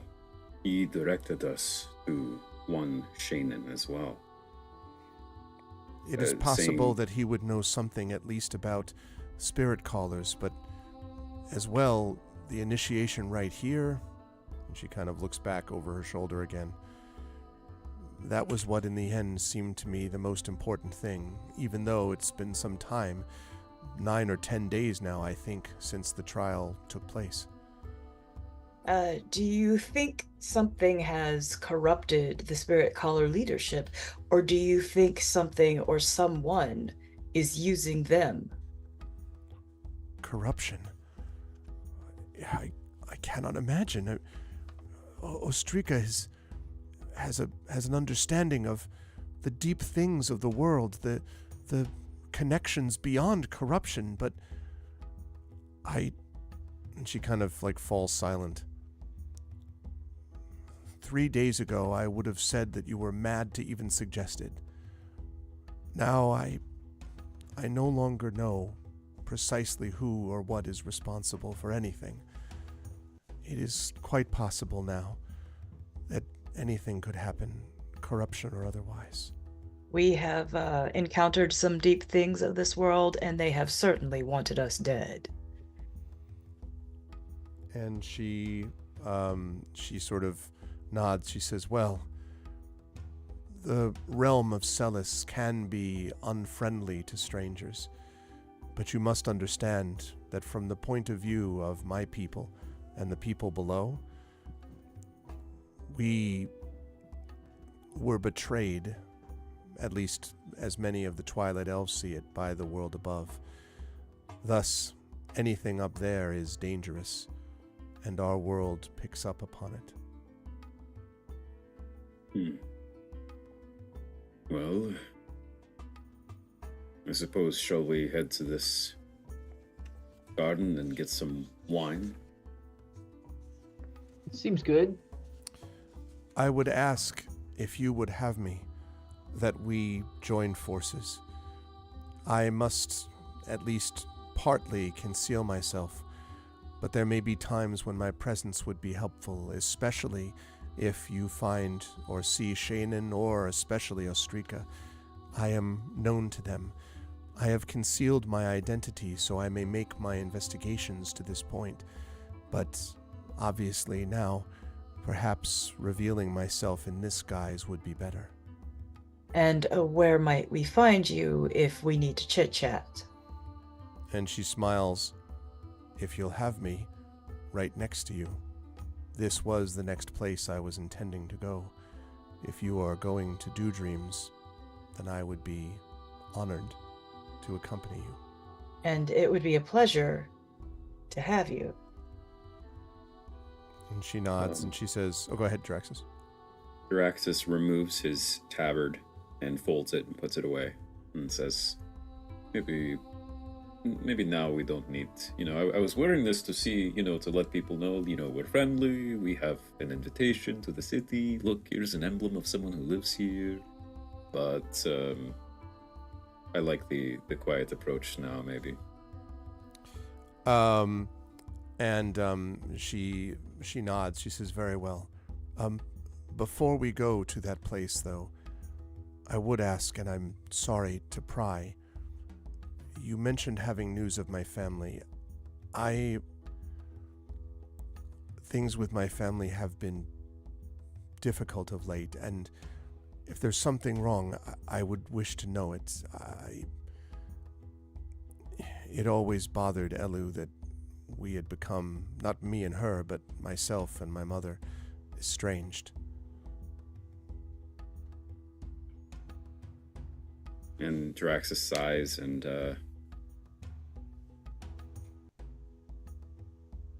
is there any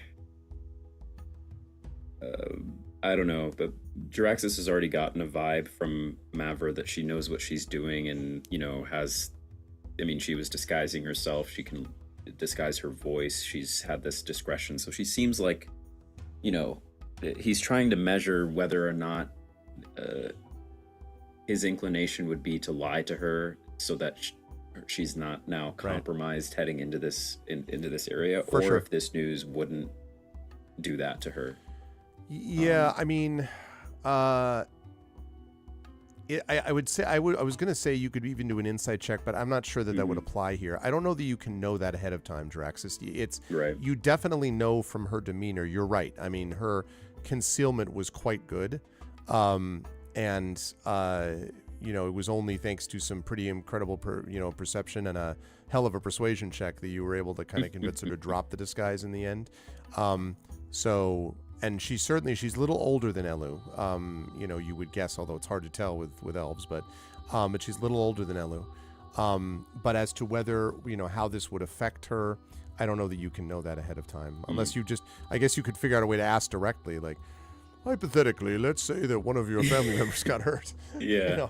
I don't know how you would do that. Draxus, and he also submits the idea that the three other members of the party know this information as well and could choose to say it, but he says to her, given what it is and what we have before us, I see no difference between you knowing it now and knowing it after. And perhaps it is a thing that you would wish to be with your family to process. And she kind of, you see her expression. Thank you very much, Polar. It's good to see you. 43 months of support. Hi, Polar. It's good to see you, man. Thank you so much. Welcome, Polar. So you kind of see her, like, her eyes kind of narrow a bit when you say that, when you say the thing about processing. And she says, meaning what exactly? I will not say. And she kind of like raises her eye and she says, very well, then we shall wait. The immediate concern, of course, is trying to find Naya, but, well, I will ask you later. I am hoping you will be clear then. We have had enough disappearances as of late. Draxus nods and then kind of looks at the other party members like, but then looks back to the garden. All right, assuming the party is good, moving on to the garden. I should say, by the way, that my area here is under a gale warning. because I live near the ocean. So while you were saying that, there's been all of this like ominous like wind gusts and everything, like all this stuff. Well, let me Convergence think of about that. Gothic soundscape. Yeah. Exactly. People named Gale pounding on your door. was just Hello. I am the one you seek. Whisper wind this. Anyway, so There's a gale warning. yeah, it was pretty cool, like that. It just sort of all worked out at the same time. There's a reason I call this Wind Coast Studios. Yes. Anyway, so okay, so assuming then you follow, or I shouldn't say follow, but go along with her, and you head up to the what is the Dew Dreams Wine Garden. Now, let me reduce this a little bit. All right, we'll move her over there. Right. So right here is where you are going to end up, and can I move the map up even further? It's pretty good, I think. Let me see if I can get up a little bit further. Yeah, all right. I think chat can see that. Hold on a second.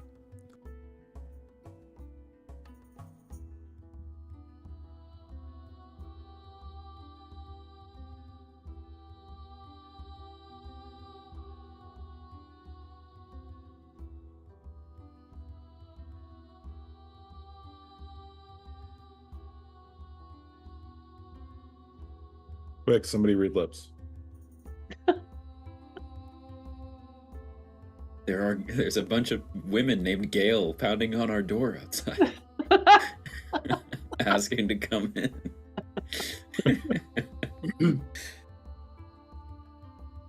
That's funny.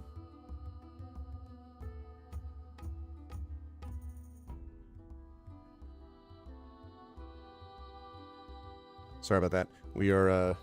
They are searching for the orange cat who must have some medication, so they want to know if I've seen said orange cat.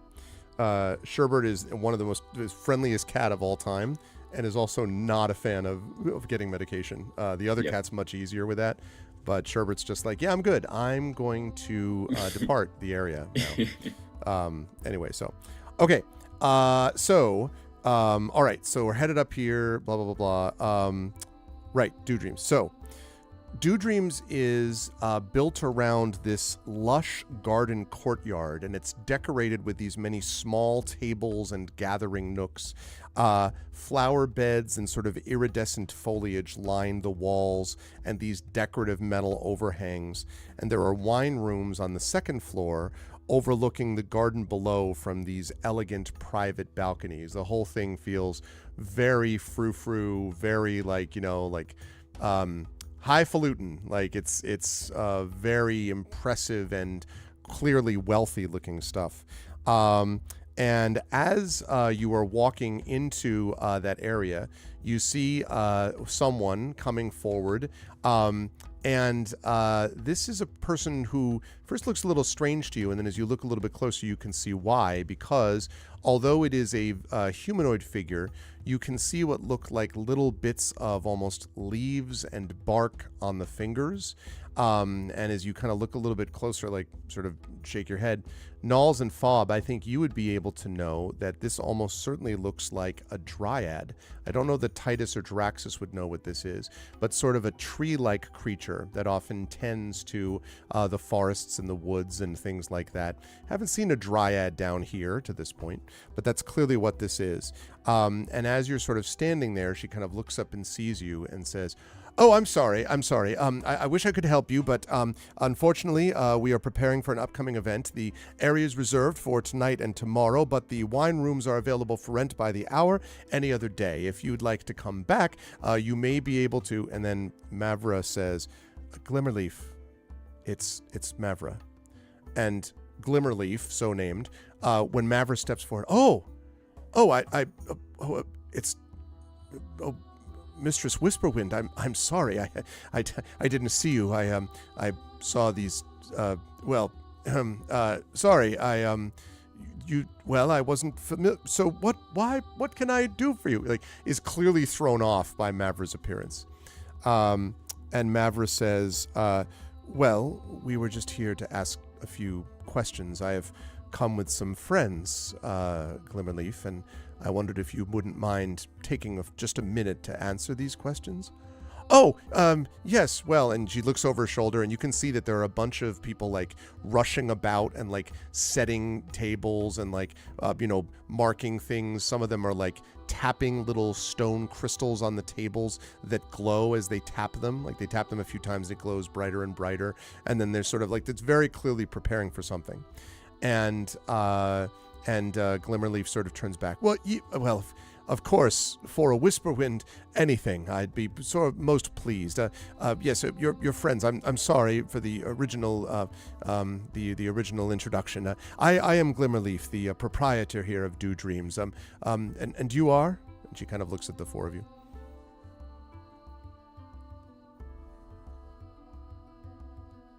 Well, really. I'm Nulls Darkly. Okay. Yes. Okay, all right. Jaraxxus. Yes, her eyes kind of linger on you, Jaraxxus, since you're clearly not, elf, human, or anything else that she's familiar with. She says, yes, right, Jaraxxus, Mm-hmm. yes. Fob, yes, and then so finally, Titus. and Sorry. and and she looks down at you, and as she looks down at you again, she sort of has the same yes. Now she clearly has the reaction of someone who's used to not making comments or reacting, but clearly is sort of like, yes, right. Well, I don't know who the hell you are, but and she says, yes, well, certainly. What can I help you with? Anything I can provide. What questions do you have for me?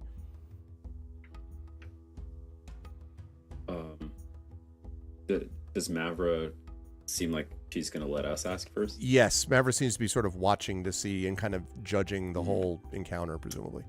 Was there a party here 10 days ago? Well, yes, of course. We often have ones 10 days ago. That would have been, let's see, 10 days. Whoa, yes, that would have been the Spirit Caller gathering. Yes, I remembered very well. I was honored to host the Spirit Callers. It's actually the second time that they've asked me to do that. The entire establishment was actually rented out by the Spirit Callers, in fact. And we don't mean to pry, but what did they talk about? Oh, well, I certainly wouldn't know about that. It's not my business to either pry into or, frankly, even hear of those. Frankly, we made sure to stay out of the way and simply attend to them if needed, if there was an additional wine or anything like that. Although the Spirit Callers had their own wine, so we didn't need to provide it this time. It made it easier.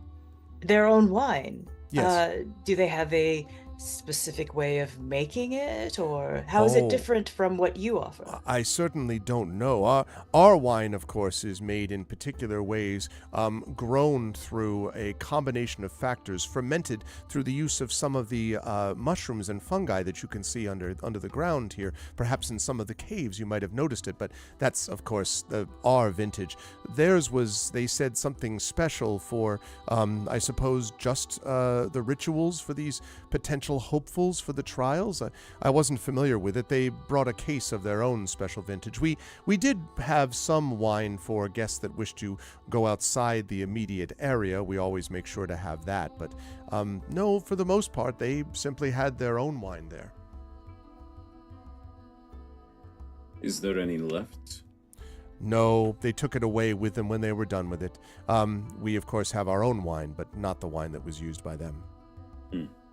And they're always good customers? You never have any problems with them? Oh, certainly not. They, well, to be clear, they make fiduciary remuneration arrangements very quickly.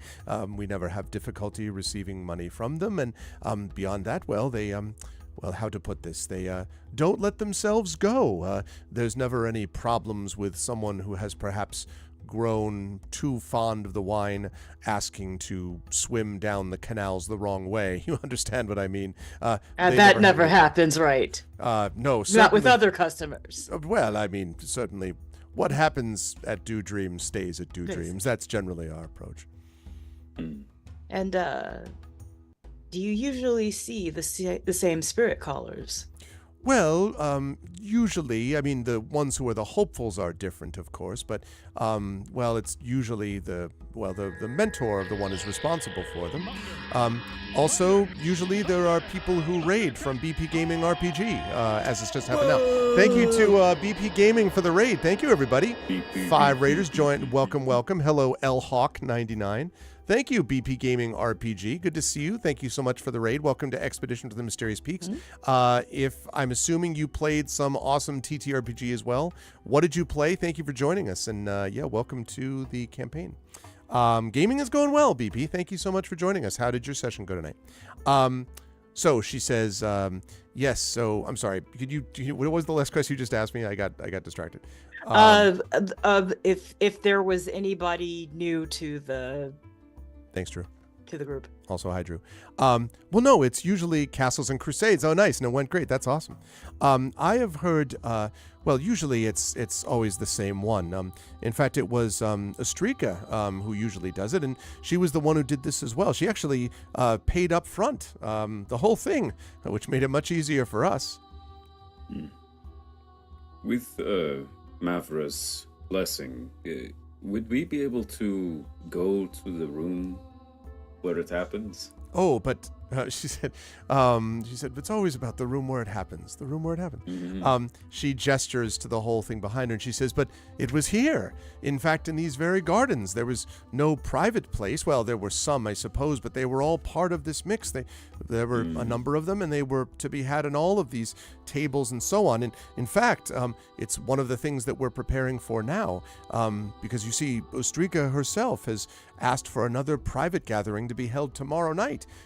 Certainly with someone that esteemed, I wanted to make sure that we made a good impression. Well, certainly, Mistress Whisperwind, you would understand that. And Mavra kind of nods slowly, and you can see that her eyes are like, you can see the gears turning in Mavra's head very clearly as she's been listening to all this. And so yes, and she sort of nods and she says, well, yes, and that's well, we're most happy to be able to cater to someone like that. I see. Would we be able to attend the event tomorrow? Oh, well, I mean, I'm not sure. I don't know whether. And Mavra says that's up to Ostrika. And it's Ostrika's the one who makes the arrangements. And Mavra says, well, what if I were to suggest, Glimmerleaf, that we wanted to be involved? I am, as you know, a spirit caller, a shaman myself, and I perhaps would like to, I'd like to observe for myself how this particular procedure is happening at Dew Dreams. And Glimmerleaf says, well, but couldn't you ask Ostrika directly? And she says, yes, but I'm trying to gather information about someone, a missing friend, Glimmerleaf. And Glimmerleaf kind of like stiffens a bit and says, well, there's certainly no involvement here with Dew Dreams. My establishment does not cater to nefarious plots. We would not have missing people coming as a result of this. I'm appalled, not at you, but I mean at the fact that someone has gone missing. That's who? And she kind of looks at the four of you. Who has gone missing? Surely your establishment has no part in this either, but... And Draxus looks at Mavra and kind of gives a look as if to say, like his eyes flit from Mavra to Glimmerleaf, as if to say, can we really trust this lady who runs this place? I mean, it seems like you have the stronger relationship, but Draxus is like biting his tongue. Use the telepathy.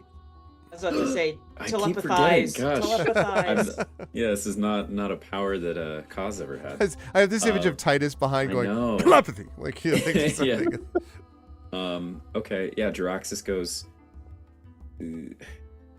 would telling her about Nihilestry encourage her to help us, or just make her more suspicious? Also, hi, this is Draxus.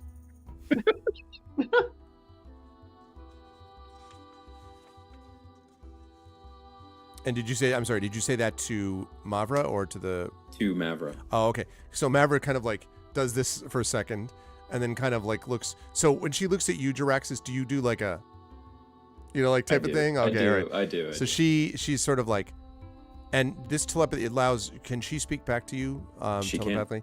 So Yep. she says to you, I've known Glimmerleaf for a long time. She's most concerned about her own establishment's reputation, but she is not dishonest.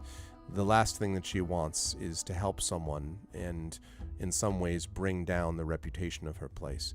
So I can't imagine that it would hurt if she even knows the name or maybe the description. All right, so Jiraxis will say, we have reason to believe, and we must trust you with this, that among the people that have disappeared as of late, the elves that have gone missing, one of which is Nihilestri, an artist from the Cario troupe. And she kind of like, Glimmer, go ahead. Sorry, Drax. We think that she may have disappeared here as part of the Spirit Caller's trial. In fact, it seems that every time the Spirit Callers have a trial, someone goes missing. So, if they've had trials here, it's most likely that several people have disappeared from this establishment. And if this is true, and we can find out what has happened, not only will your business not be complicit in this truth, but also you will be likely lauded for being the one place that has led to finding the truth. And she kind of rubs her chin a bit and she says, I see. Well, I don't know this Nihilestri by name, but do you know what she looked like? And so, Mavra could tell you, I'm sure. yeah, and Mavra describes her. And as she goes on, as she describes her, Glimmerleaf sort of nods and says, yes, I do remember her. And I remember her because she was in the group of Spirit Caller hopefuls, but she in particular was being talked to by Ustrika. I remember it distinctly because I came over at one point to refill the wine from their special case, and, well, they had been together for some time at that point. And Mavra kind of like, you could see her kind of like set her jaw a bit, like, God damn it, like sort of that reaction. And Mavra, sort of sighs and sort of looks at all of you and kind of nods. And Glimmerleaf says, listen, I don't, well, this is all a little embarrassing, but Mistress Whisperwind, if I could shed some greater light on this situation, is there an opportunity for you to spread the word about my humble establishment, perhaps? And Maverick kind of like raises an eyebrow, like, meaning what? Well, it would be most helpful to know that a noble of the city has patronized my establishment. Perhaps a diplomatic function. And Maverick kind of like, and sort of looks at the four of you as if to be like, what do you think? Like, should I do that? You see Jiraxis is like ready to showboat. He says, lifestyles of the rich and famous. Having worked directly with Miss Levia Whisperwind, the matron of the house, I am positive that if you help us find this truth, get to the bottom of this, that you will become the official wine of House Whisperwind. Surely. Well, and she kind of steps in and she drops her voice and she says, you see, I am rather a connoisseur of wine, and so I might have kept a bottle of Ustrika's wine. I didn't think she would miss it, and I thought that perhaps it would be of use to you. Perhaps? Mm-hmm. But there is a complication. You see, there are racks that hold my private collection, and there's been a recent outbreak of fungus, sort of a distorted, mutated form of what we use to make our own wine that's growing around the racks. The fungus is noxious, and my staff won't go near it. So, if you could see your way clear to perhaps removing this infestation, I would offer a reward of my rarest vintage as payment, and of course you could have the wine of your Strikas, and also you would have my eternal gratitude. And Mavra says, and of course you would have a clean wine rack. Yes, that is a positive corollary effect, yes. In fact, no better reason for us to attend the event tomorrow than to be your sanitation team. And she's sort of like, well, maybe. It's sort of like, I never thought At least of that. me, it sounds, I love the idea of being undercover. I've never done this before. It's up to the party. And Mavra, would you be able to communicate with this fungus and remove it peacefully? Well, fungal communication isn't really in my line, unless there's some spiritual dimension to it. It's possible that it's just a toxic fungal patch, but it's probably not that difficult to remove. I've certainly seen other examples of it before. And Glimmerleaf nods like, oh, I'm certain it's not difficult. I ask because of we've encountered some fungus, as I said, that was quite malevolent. Oh, malevolent, Glimmerleaf says. Malevolent fungus, as if you've just said closing tomorrow, type of thing. Malevolent fungus. And she actually says it loud enough that a staff member looks over and she's like, that's dreadful. Look, if you can do this, I'll throw in not just a bottle of vintage, not just Ustrika's bottle, but I think I might know a way to get you into the party directly. Not just the sanitation workers idea was I'm sure a wonderful idea of great merit, she says to you, Draxus. But I think I have even a better way. And if you'll help, I don't want any malevolent fungus in my establishment. Show us the way. And she nods. She looks at all of you. Wonderful, wonderful. Yes. Yes. So she brings you over to this one area, and then she says, Cairns, and Cairns comes over, looking like a sort of a Twilight elf, you would guess. And she nods and bows slightly. And Glimmerleaf says, Cairns, would you take them down here to the bottom of, in the cellars, where my private vintages are kept? And Cairns sort of like backs up and she says, and Glimmerleaf says, no, I'm not going to ask you to clean it. We've been through this. They have agreed. And Karen is like, yeah, of course, certainly, yes, and seems quite happy. Like, clearly this was a conversation that had been had before. And so she, Glimmerleaf says, thank you. I will be waiting with bated breath. Just as soon as I finished with these light crystals. And she, rushes off to do that. And Mavra sort of, smiles slightly and then allows the four of you to follow Kervis down to this door at the bottom of a stairwell, small stairwell. She unlocks the door and then opens it and bows slightly and then disappears up the stairs, leaving the cellar door open. And there is some luminescent light you can see within the room below. Anyone know anything about fungus? Other than who was it? One of us that had a fungal trip. Was it me? That was you. It was me. I don't really remember. That was in the forest, right? That in something. It was in the forest, and I you heard the had woman's quite voice. a time. Yes. I wonder if this is the same type of infestation.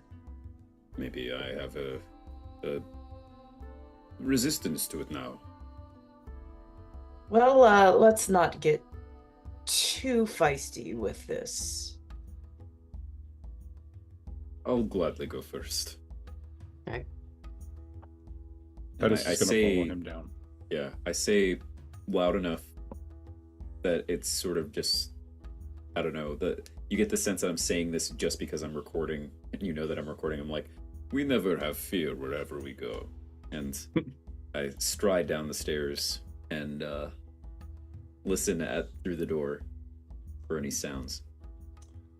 Okay. Well, you're standing in front of the door, so you don't really. This is at the bottom of the stairwell, so the door is already slightly ajar. You could see more of it if you wish. I mean, you could listen at the door if you wish. So this is Glimmerleaf said this is noxious. Can we smell anything as we're approaching? Let me have you make a perception check for me, Nels. That's a good question.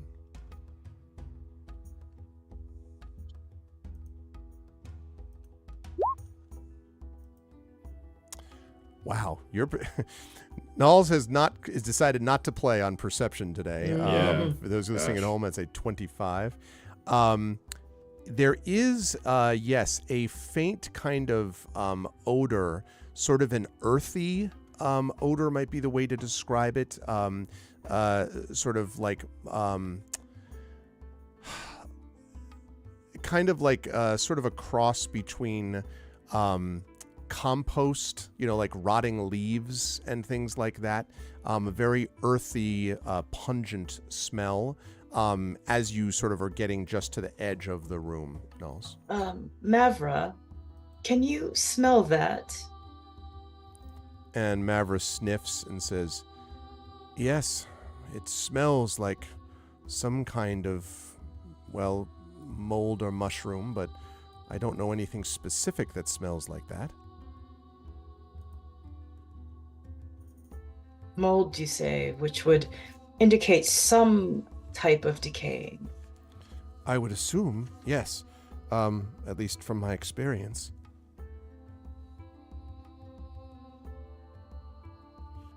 Jaraxus says, cover your faces, and slowly pushes open the door. Inside the door, as the door opens inside the room, you can see that this private cellar that you've been led to is about a 40-foot square room, and there are these wooden wine racks lining each wall. But along the far wall, and there is luminescent light within here, you can see there are rows of purple and black-capped mushrooms sprouting from this broad patch of dark mold that seems to be spreading along the floor and over the racks, from what you can tell. And you can definitely smell, like, you could definitely smell it even more strongly here, this scent. And we see, like, spores in the air. You do not see spores in the air, but you definitely smell a pretty strong, pungent smell here. Does this fungus look like any of the other fungi that we've encountered? Right. It does not. Well, I mean, you've encountered some things that sort of have the shape of some of the mushrooms, not this combination of colors, though, and not sort of growing in this way. They don't, for example, look like the ones along the shores of the lake exactly. Okay. All right, well, how do we wish to approach this? How does one remove fungus? You sort of scrape it? I would say just burn it. Well, Burn we'd it. have to kill it at the root, wouldn't we? Yeah, the patch is right there. Oh, sorry, it was like a delay. I missed like half of what you said for some reason. Oh, Half of what who said? Half of what Zach said, yeah. I didn't say much, just that how should we get rid of it? Should we scrape it? Should we burn it? But maybe not, because we're in a wine cellar. Well, shouldn't we get to the root? Okay. And Jaraxus sighs and moves forward directly towards the mushroom patch. Constitution saving throw, Jaraxxus, please. Gladly. Me and my mighty +1 with an 18. Okay, so the smell is definitely foul, like a little bit, but you're like, you kind of, I don't know. I assume you, with your tentacles, you cover your mouth or something. You cover like with using it. So one way or the other. But it definitely is, there's something, strong there. So you move towards the back wall, is what I understood, as you move in there. Mm-hmm. When you get within about 10 feet of that wall, the patch of black and purple suddenly shifts away from the wall, and you see it like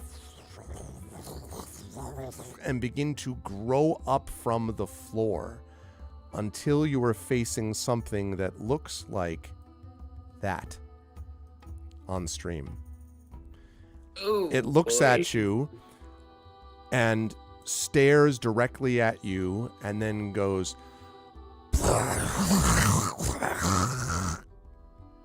and that's where we're going to bring our session to a close for the evening. Oh, Oh man. Luckily, I speak mushroom. He just said, "Hey, how's it going?" I will fully give credit, by the way, to this, that this is actually concept art from Magic the Gathering, which I thought Zach might appreciate, of this fungal creature. But literally Great. what you are facing is what is described as a fungal horror. And I don't think if you look it up, you're going to find it, because I think it's unique to Expedition. But Great. since we had about 5 minutes to go, I didn't want to start a fight right now. But I figured it would be a good place to start next week, when you're going to have to deal with a fungal horror. And I should mention also that behind it were two other smaller, bright violet things looking similar to it, also growing up behind it. So you're dealing with 3 creatures that look kind of like that. Great. Delightful. Delightful. It's going to be great. This was a ton of fun, and I'm actually super excited now. A lot of stuff got done also. You had the exploration of Naya's house. You ran into Mavra, which was obviously very important. I really, really loved that. I was thinking, Gandalf in Two Towers, it's Saruman, it's Gandalf, like being super mysterious until revealing himself. I think you all handled that very well. And now you've got the situation with Dew Dreams, and you're starting to figure out a bit about what's going on here. There's the whole thing now with the Spirit Callers and Ustrika and all that stuff. So you're all kind of narrowing it down. And, of course, the thing that Jaraxxus was being very careful to avoid talking about, which is the Whisper Wind that you happen to know about that maybe has had some problems up top, by which we mean not with us presently. So there's a lot of stuff there. So I am super excited to see how all that is going to end up down the line. I will start with Zach. Great stuff from Jaraxxus. Again, I love the idea. I'm so glad that we had someone that's just like, I will confidently march towards the thing. I'm just like, all right, let's roll. So I love that idea. And there was also, of course, on multiple occasions, the fact I was almost going to say, I was like, it feels like table talk metagaming. Then I was like, nah, not really. I can imagine each one of them being like, don't you have telepathy? Like, multiple times. And that was very funny. In both cases, very like, oh yeah, let me talk to each other with telepathy. Yeah. And finally, of course, setting up for this combat. Didn't have combat today, but we'll obviously be starting with the combat next week. So how did you feel about today's session, Zach? Where will the lovely folks, besides next week, find you next? Yeah, I'm literally writing a note on my character sheet right now in all caps. You have telepathy. Don't forget Keep telepathy. forgetting. Yes, that was great. This is great. I love the development of the story. Meeting and getting Mavra with us is cool. Got the, speaking of Final Fantasy, got the classic, little text that pops up that says Mavra has joined your party. Always cool to have an NPC helping us. Yeah. And exciting to have combat. Well, maybe not combat. We'll see. I have a feeling that Nalik is gonna go the persuasive route, or at least try. So we'll see how that goes. But yeah, the plot thickens. The Spirit Callers' involvement and these disappearances, and our party dynamic too is slowly solidifying, I think. So Agree. yeah, very, very cool.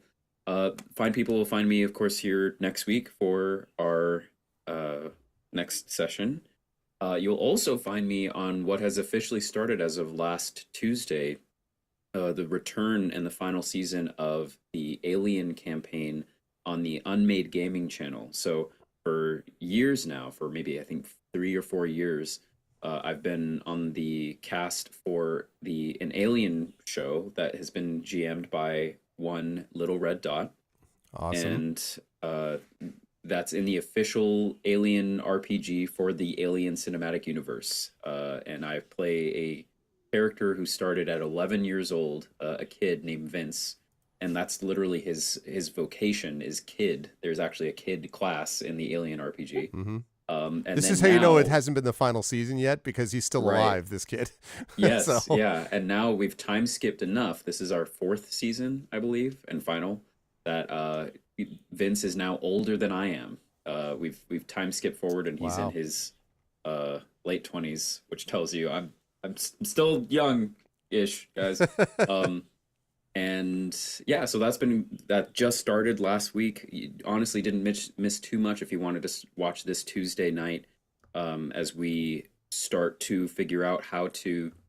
I guess the last thing I'll say is our crew there has reached a point where we have found a fungus that is derivative of the cordyceps fungus that's seen in like Last of Us and so on, that can be used to control or halt creatures. And the goal of one of our players or player characters is to use a type of cordyceps fungus on the xenomorphs as a method of Wow, what at is with all the least- fungus all of a sudden? Like the yeah fungal- yeah I was about to As a- say. Yeah, yeah, as a method of not controlling it, but at least like wiping them out Wow. in some way. Cool. And so where we're at right now is finding an alien to capture, infect with it, and put back. And the idea of doing that is terrifying. What But could we go have wrong? a lot of resources. Yeah, what Yeah. could go wrong?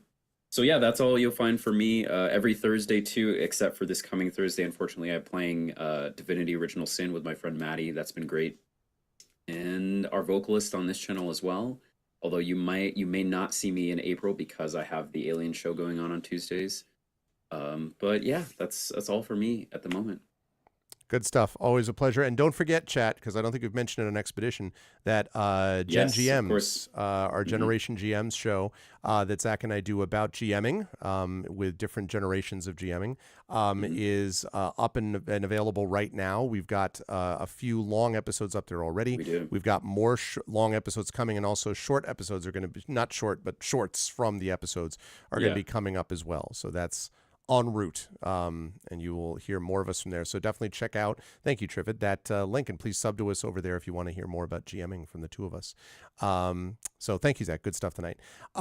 Kat, as always, was a fan of Fob's. I love the image of Fob walking up and like checking out the bed and being like, let me look underneath it, and then be like, I don't know about this bed because it's clearly not super stable and all that. And I do want to emphasize too that this probably was clear, but just in case it wasn't, that it was not easy to find the thing that you found. And the reason you're able to find it is both because you went up the ladder and back down the ladder, and also because you are Fob, who is a rogue used to looking like for stuff like this. So like when you said the thing about like, I'd like, Fob's retirement plan is collect a lot of fascinating doodads. You've kind of been that, this isn't your first rodeo, I guess is my point. And so that's one of the reasons you were able to do a check that was a little bit more effective than might otherwise be the case. So Fob's unique abilities here were a part of that. We did not get to see the knives and the bite today, but that I think is coming. Although I don't know if you're going to want to bite a fungi. We're going to see if you want to bite mushrooms. I'm not sure about that. I don't know about biting them. No. Well, no, I thought this was a lot of fun. It's fun to have kind of this series of clues and starting to fit pieces together, or perhaps just jamming pieces together willy-nilly when making them fit. Yeah. So yeah, tons of fun, and looking forward to, we're actually going to play again next week, Yes. which is exciting. 1 week. Amazing. So chat will be back in a week. Where will people find me before then? On the Twitters, that sort of thing. That's about it.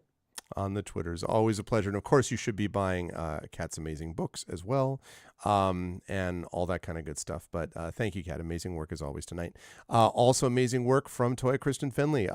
Knowles, as usual, bringing the awesome concepts and ideas there, and thinking about some of the other characters, bringing in the merchants and making sure that, those are all sort of tied in. That's a big part of this as well. I was also enjoying seeing Knowles I had two thoughts about this. One is that Knowles was big on the mushrooms up top, in the top world, and thinking about are the fungi involved in something? And I had this image of foreshadowing, with mushroom foreshadowing, so to speak, that we had there. But then also having to figure out things regarding this sort of mysterious figure, and whether this was someone that people could trust or not trust. And, clearly all of you were having to navigate that. You got ambushed by creatures. Last session, Knowles and Fob were both Knowles was being followed by, and Fob was following these other mysterious cloaked figures. So you had reason to mistrust and create suspicion for you, and yet you were able to kind of work beyond that to get a sense of who this person, who obviously is presumably an ally of some kind, could actually be. So, so some good stuff from Knowles, and now we're going to get a chance to see all of the Knowles combat action stuff that we'll be looking forward to next week. How did you feel about today's session? Where will the folks find you next, Toy?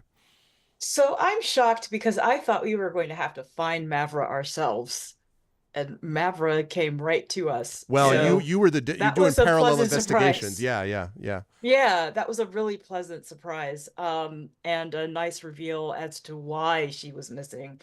It wasn't anything nefarious. She was just investigating the nefarious. So that was really cool. I really enjoyed all of the investigations. Again, I've said this before, not everybody thinks of looking at or trying to do the same sorts of things. So it's really cool when other people come up with ideas that I'm not thinking about. So that was a lot of fun in both investigating Naya's apartment and also talking to Mavra and gaining her trust. So I am also just around the twitter.coms.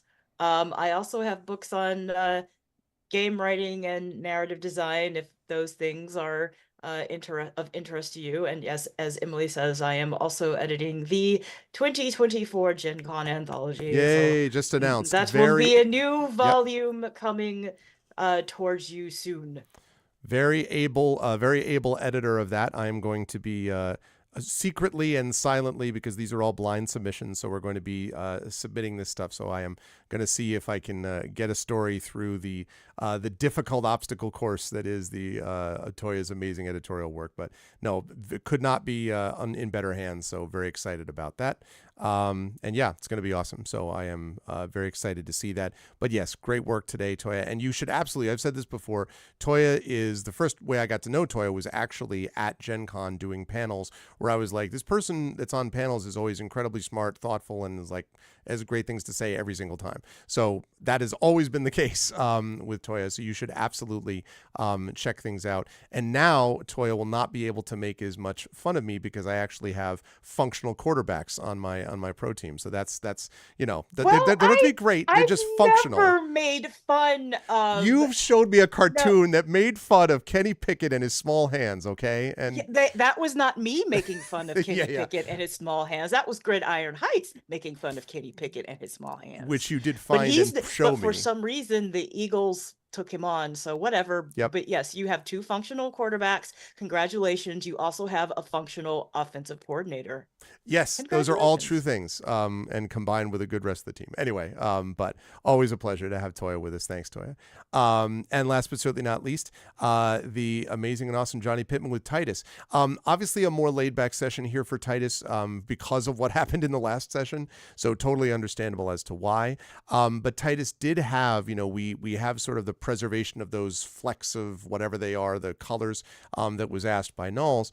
But Titus was also sort of generally kind of getting an environment, sort of getting a sense of the environment around them. And not only, of course, will Titus have some stuff to say during this combat, but I imagine we'll have stuff to say based upon what, comes up in terms of if you get through this fungal horror thing. What happens next in terms of how you're all going to be placed in terms of dealing with Eustrika and the party and all that kind of stuff. Titus, I expect to be heard from on multiple occasions with that too. So, Johnny, how did you feel about today's session, and where will the folks find you next? Besides here, where will they find you next otherwise? Love today's session. The heavy lifting done by Toya and Zach in respects to the conversations with Mavra was excellent. I do have to say that Titus almost spoke up when Jaraxxus was talking about acknowledging not actually telling her about her siblings' death. And that's going to be an interesting conversation when it comes up, because Titus's unique experience about losing family and grief and how that works. So I'm definitely looking forward to that particular plot point when it arrives. Otherwise, it was an awesome time. The fine folks will find me here next week. Originally, a couple weeks ago, I had announced that I was going to be doing starting up my channel again tomorrow, but given the trip to New York and a couple other things, it's going to be a couple more weeks out. But there will be an announcement officially next week for April 7th, I think it is. Okay. I think that's the date that I'm going with now. But it'll be fun and interesting and something a little bit different that I don't think anybody's actually expecting from tabletop. So we'll see what happens with that. But otherwise, I'll see you guys next week. Awesome stuff, and great work as always from this crew. I really am happy to have them back together, because they play off each other so well. And yeah, now the mystery is gradually becoming resolved, as long as they can take down some angry mushrooms. But we'll talk about that next week. Chat, can we get some love for the amazing and awesome Johnny Pittman, Toya Kristen Finley, Kat Rambo, and Zach Clay? Thank you, players, and I will see you 1 week from today. Bye for now. Good night, everyone. Good night, everybody. All right. And that is going to do it for us for this evening. And thank you, everybody, for being here, because that was a lot of fun. I really am excited for next week and for just the, getting back into this. And as I say, we have other stuff coming up, including swag from this campaign and other things that you'll be able to check out. So it's going to be good times. We are going to do a raid today, but before I talk about that, I'll just quickly mention that I will be back on Tuesday. I will be playing at around noon Eastern. I will be playing the Patreon Field Chat Chosen Game of the Month, which is going to be Californium. It's based on the work of Philip K., or inspired by the work of Philip K. Dick, so it should be an interesting experience. That's going to be at noon Eastern. And then I will be over on GOG Com's Twitch channel with Pen and Pixels and doing some D&D with GOG Ghosts of Saltmarsh. That's coming up. Then we'll be off Wednesday, and Thursday I will be back with more Final Fantasy VII Rebirth, such a good game.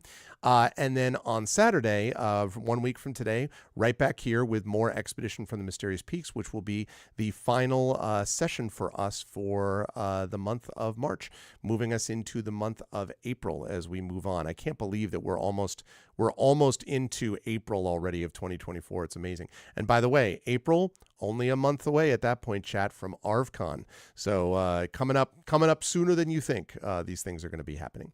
If you like what you saw and heard today, I hope you will follow the channel. I hope you'll check out the YouTube with !ArvTube. And if you were over on my YouTube channel today, I just noticed, I may have missed this before, but yeah, I think I did. I'm sorry, Brass Monkey. I had a lot of windows up at once, but Brass Monkey was saying you guys are playing D&D 5th edition. Not exactly. We're playing something called Expedition from the Mysterious Peaks. This is probably for the benefit of, it's not going to be the benefit of Brass Monkey, because I think they must have asked me that probably a half hour ago and I didn't notice it. But this is, of course, Expedition for the Mysterious Peaks is 5e compatible, but it is allows you to use either Dungeons & Dragons or Esper Genesis rules. Esper Genesis itself 5e compatible, but those are the basic kind of principles of it. And but in any case, thank you for having stopped by, and I hope you enjoyed what you saw and heard. And again, you can find more of that over on my Twitch channel, but please do consider subscribing subscribing to me on YouTube as well, because you get those when you get over there. You can get notifications whenever I post new content, and there are literally thousands of hours of content over there now, both video game and tabletop game related. So you should definitely join me over there. Discord is !ArvCord. You can hang out with the Arvanauts in between streams. Twitter is !ArvTweets. Website arvaneleron.com, and Blue Sky is !ArvSky. Financially, !ArvShop. That's that merchandise area. As I said, more stuff coming soon.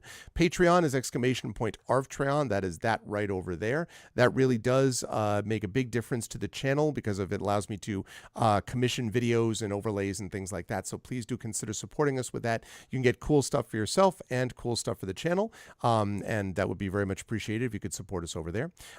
We also have, of course, subbing to the channel, as several of you were kind enough to do today. That allows you to get those custom sub badges and emotes to use here, there, and everywhere across Twitch, and also inspirations to help our players at various times as well. On the publishing front, Icarus is my graphic novel from the amazing Athos Arts.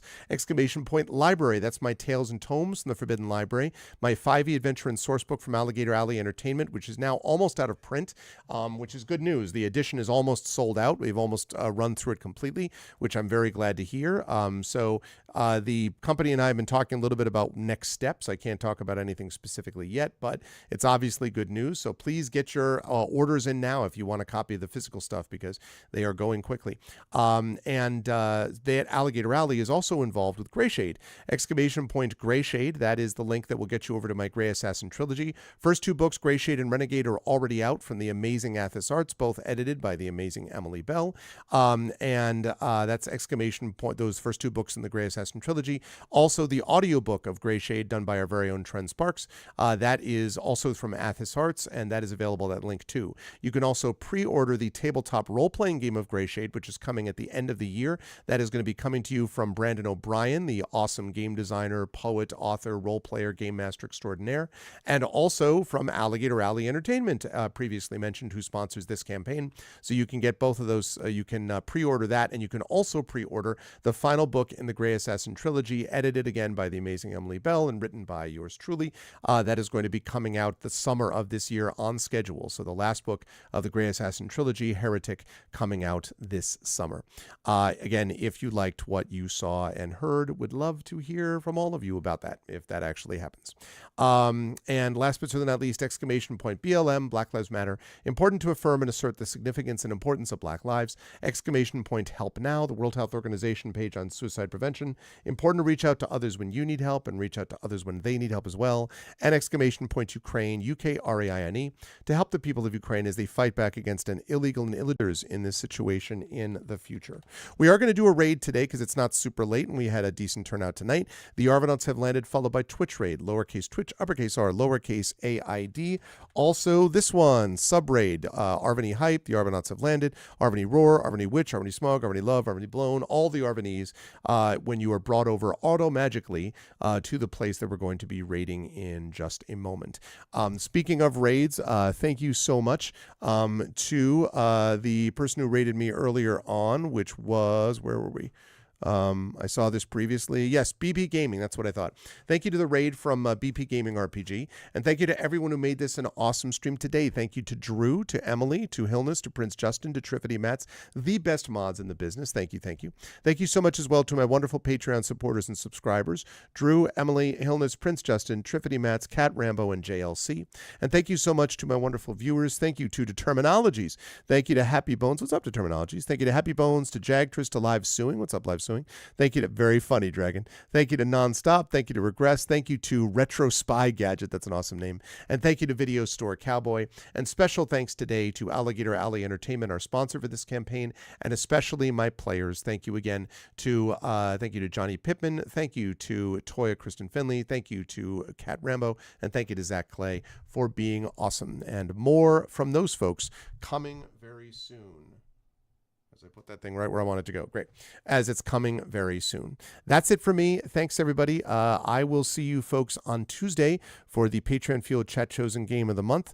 But in the meantime, please stick around for the raid, which will start as soon as our video is over. And I'll see you back for more Expedition for the Mysterious Peak soon. Until I talk to you next time, everyone, please be good to each other. And have a good night.